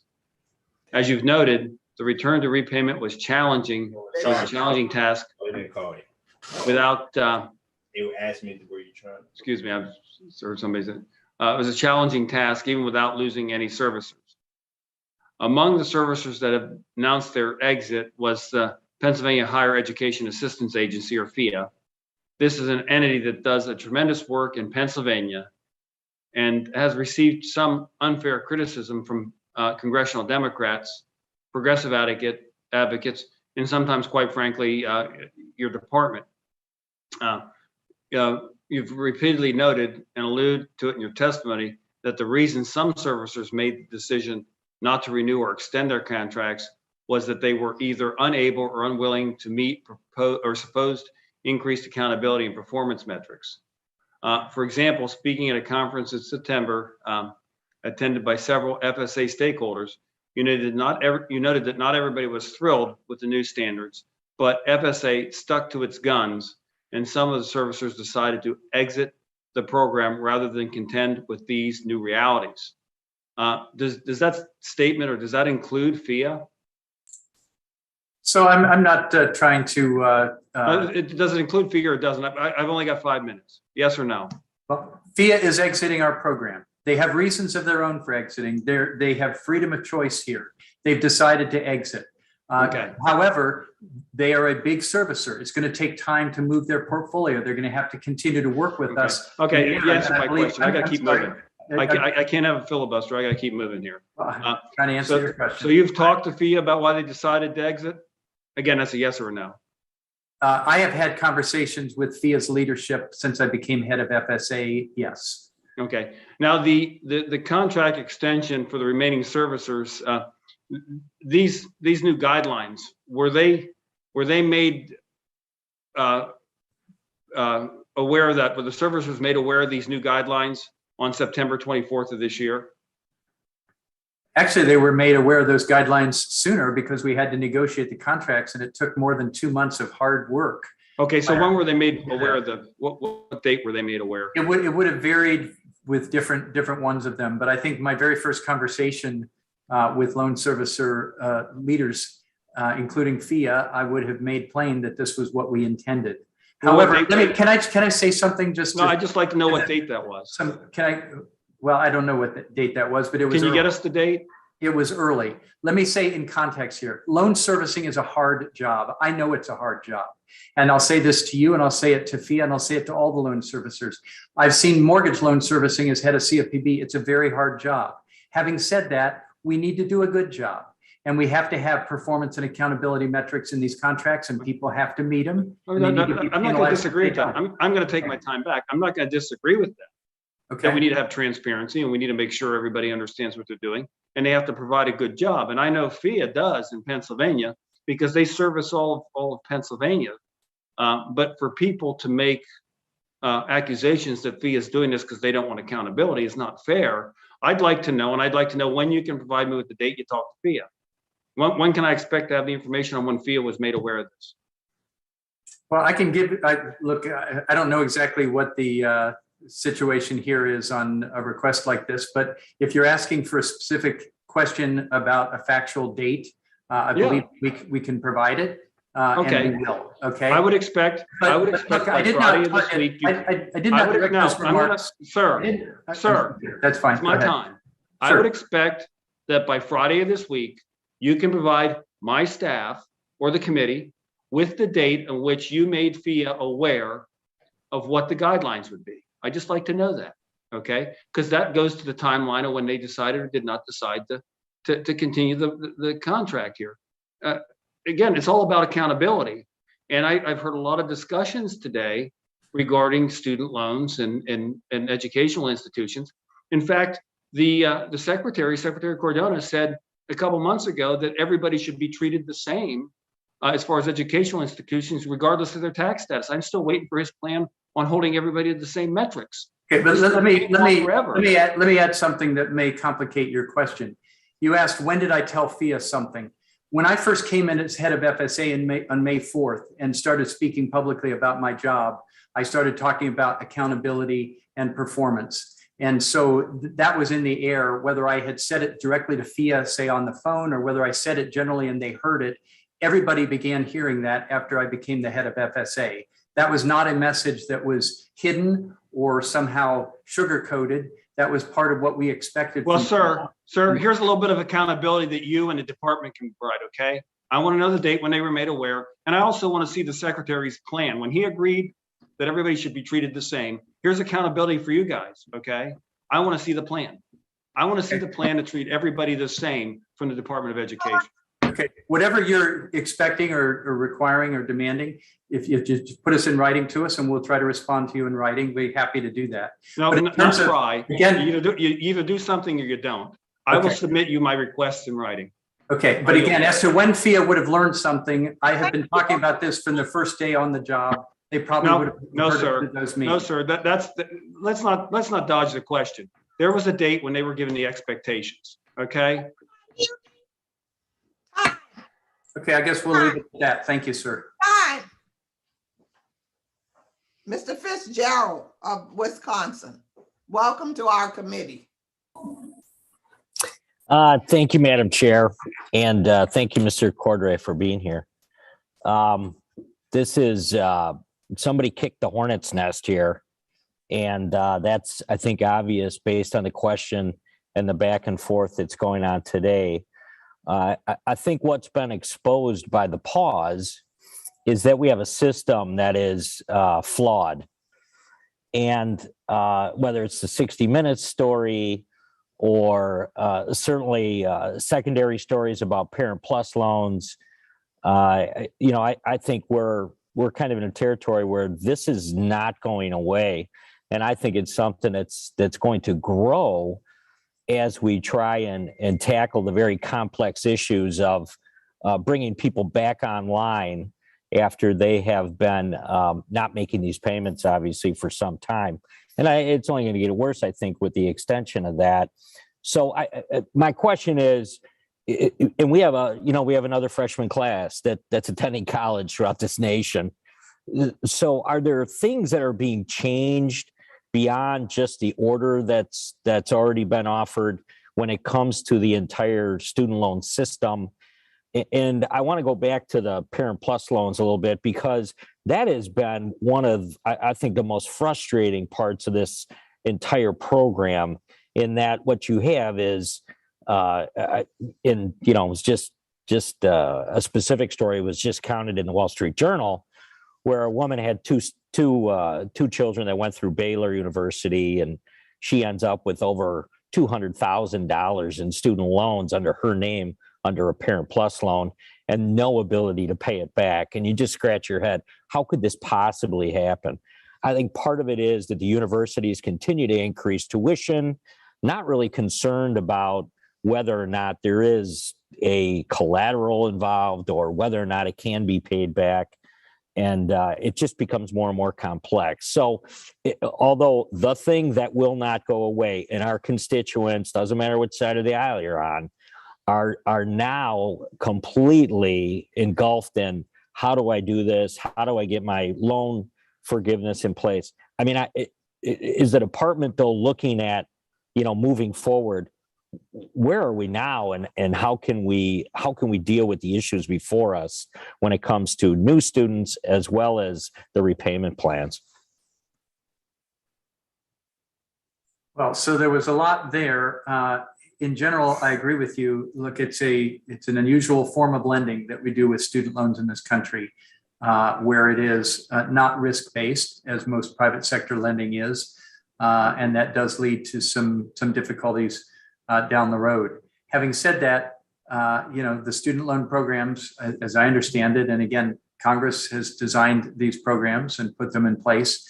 It's meant to strengthen this country by giving more access on a more even-handed basis to higher education, and what that means for improving people's prospects in life, their economic prospects and the like. However, there are challenges in this program, no doubt about it. There's challenges in ensuring that loans are repaid and making sure that's done on an even-handed basis. There's challenges in making sure that schools are providing value for the money. And I think we have an obligation to have effective oversight there. And I don't know if I'm answering your specific question or not, but if I'm not, feel free to reframe it.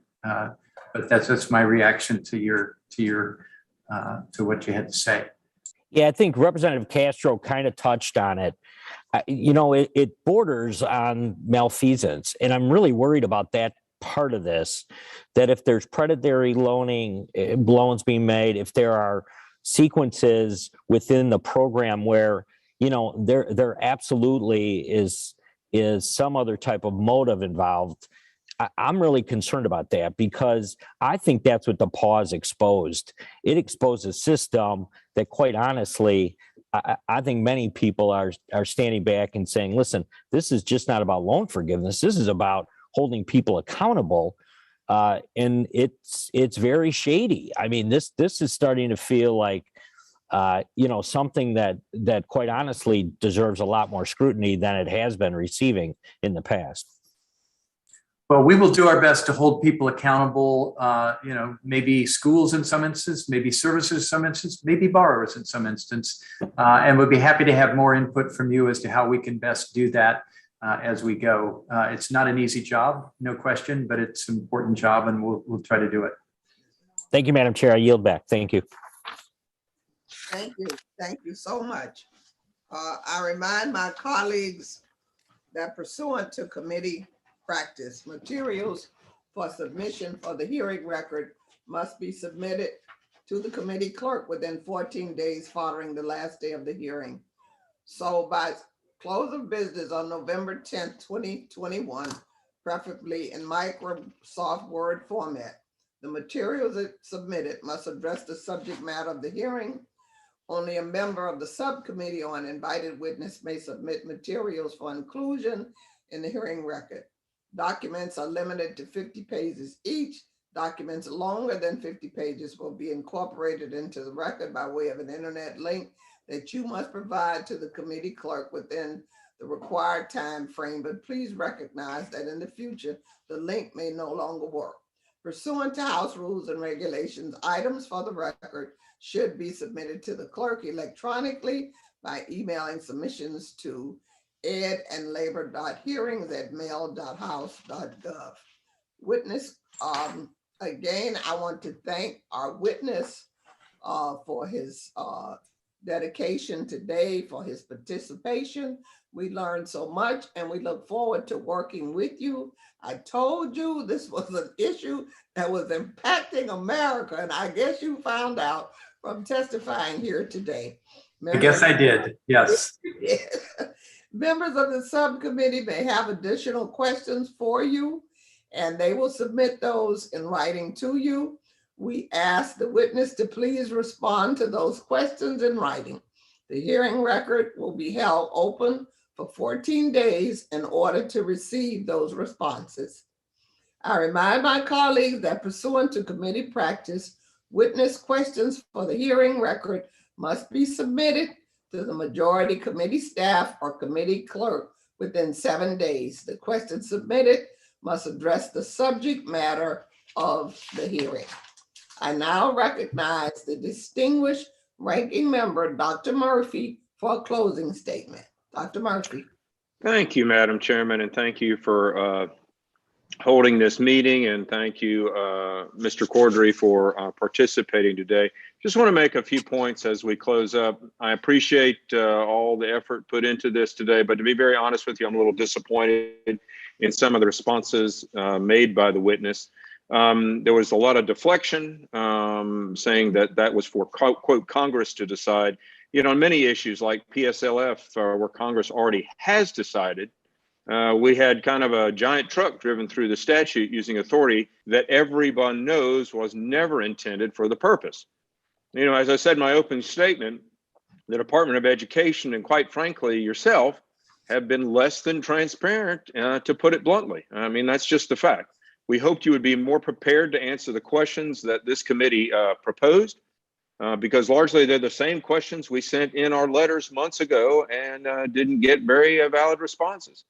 And so it appears that your lack of answers, unfortunately, is somewhat par for the course for this administration. There seems to not be consistent measures of moving forward and answering specific questions for accountability.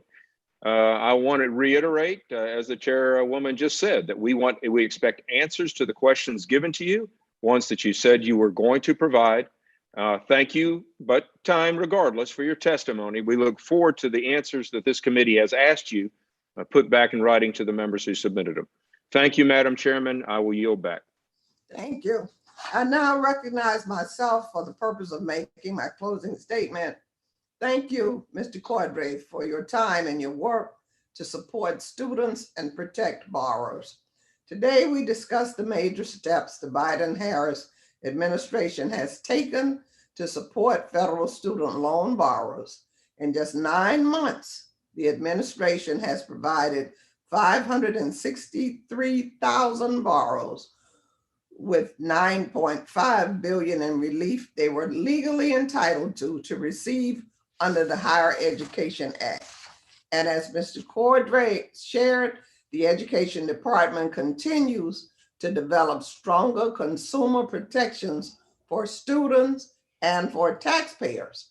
While the department's progress has been encouraging, the approaching restart of student loan requirements and the longer-term shift to next gen poses major challenges for FSA. Student borrowers and servicers need clear guidance to ensure the transition back to the repayment goes smoothly and the next gen fulfills the promise of a simpler, more consumer-friendly student loan system. I look forward to our work ahead to ensure all student borrowers receive the support they need. Thank you again, Mr. Cordray, for your leadership and commitment to supporting students and their families. If there's no further business, without objection, the subcommittee stands adjourned. Thank you.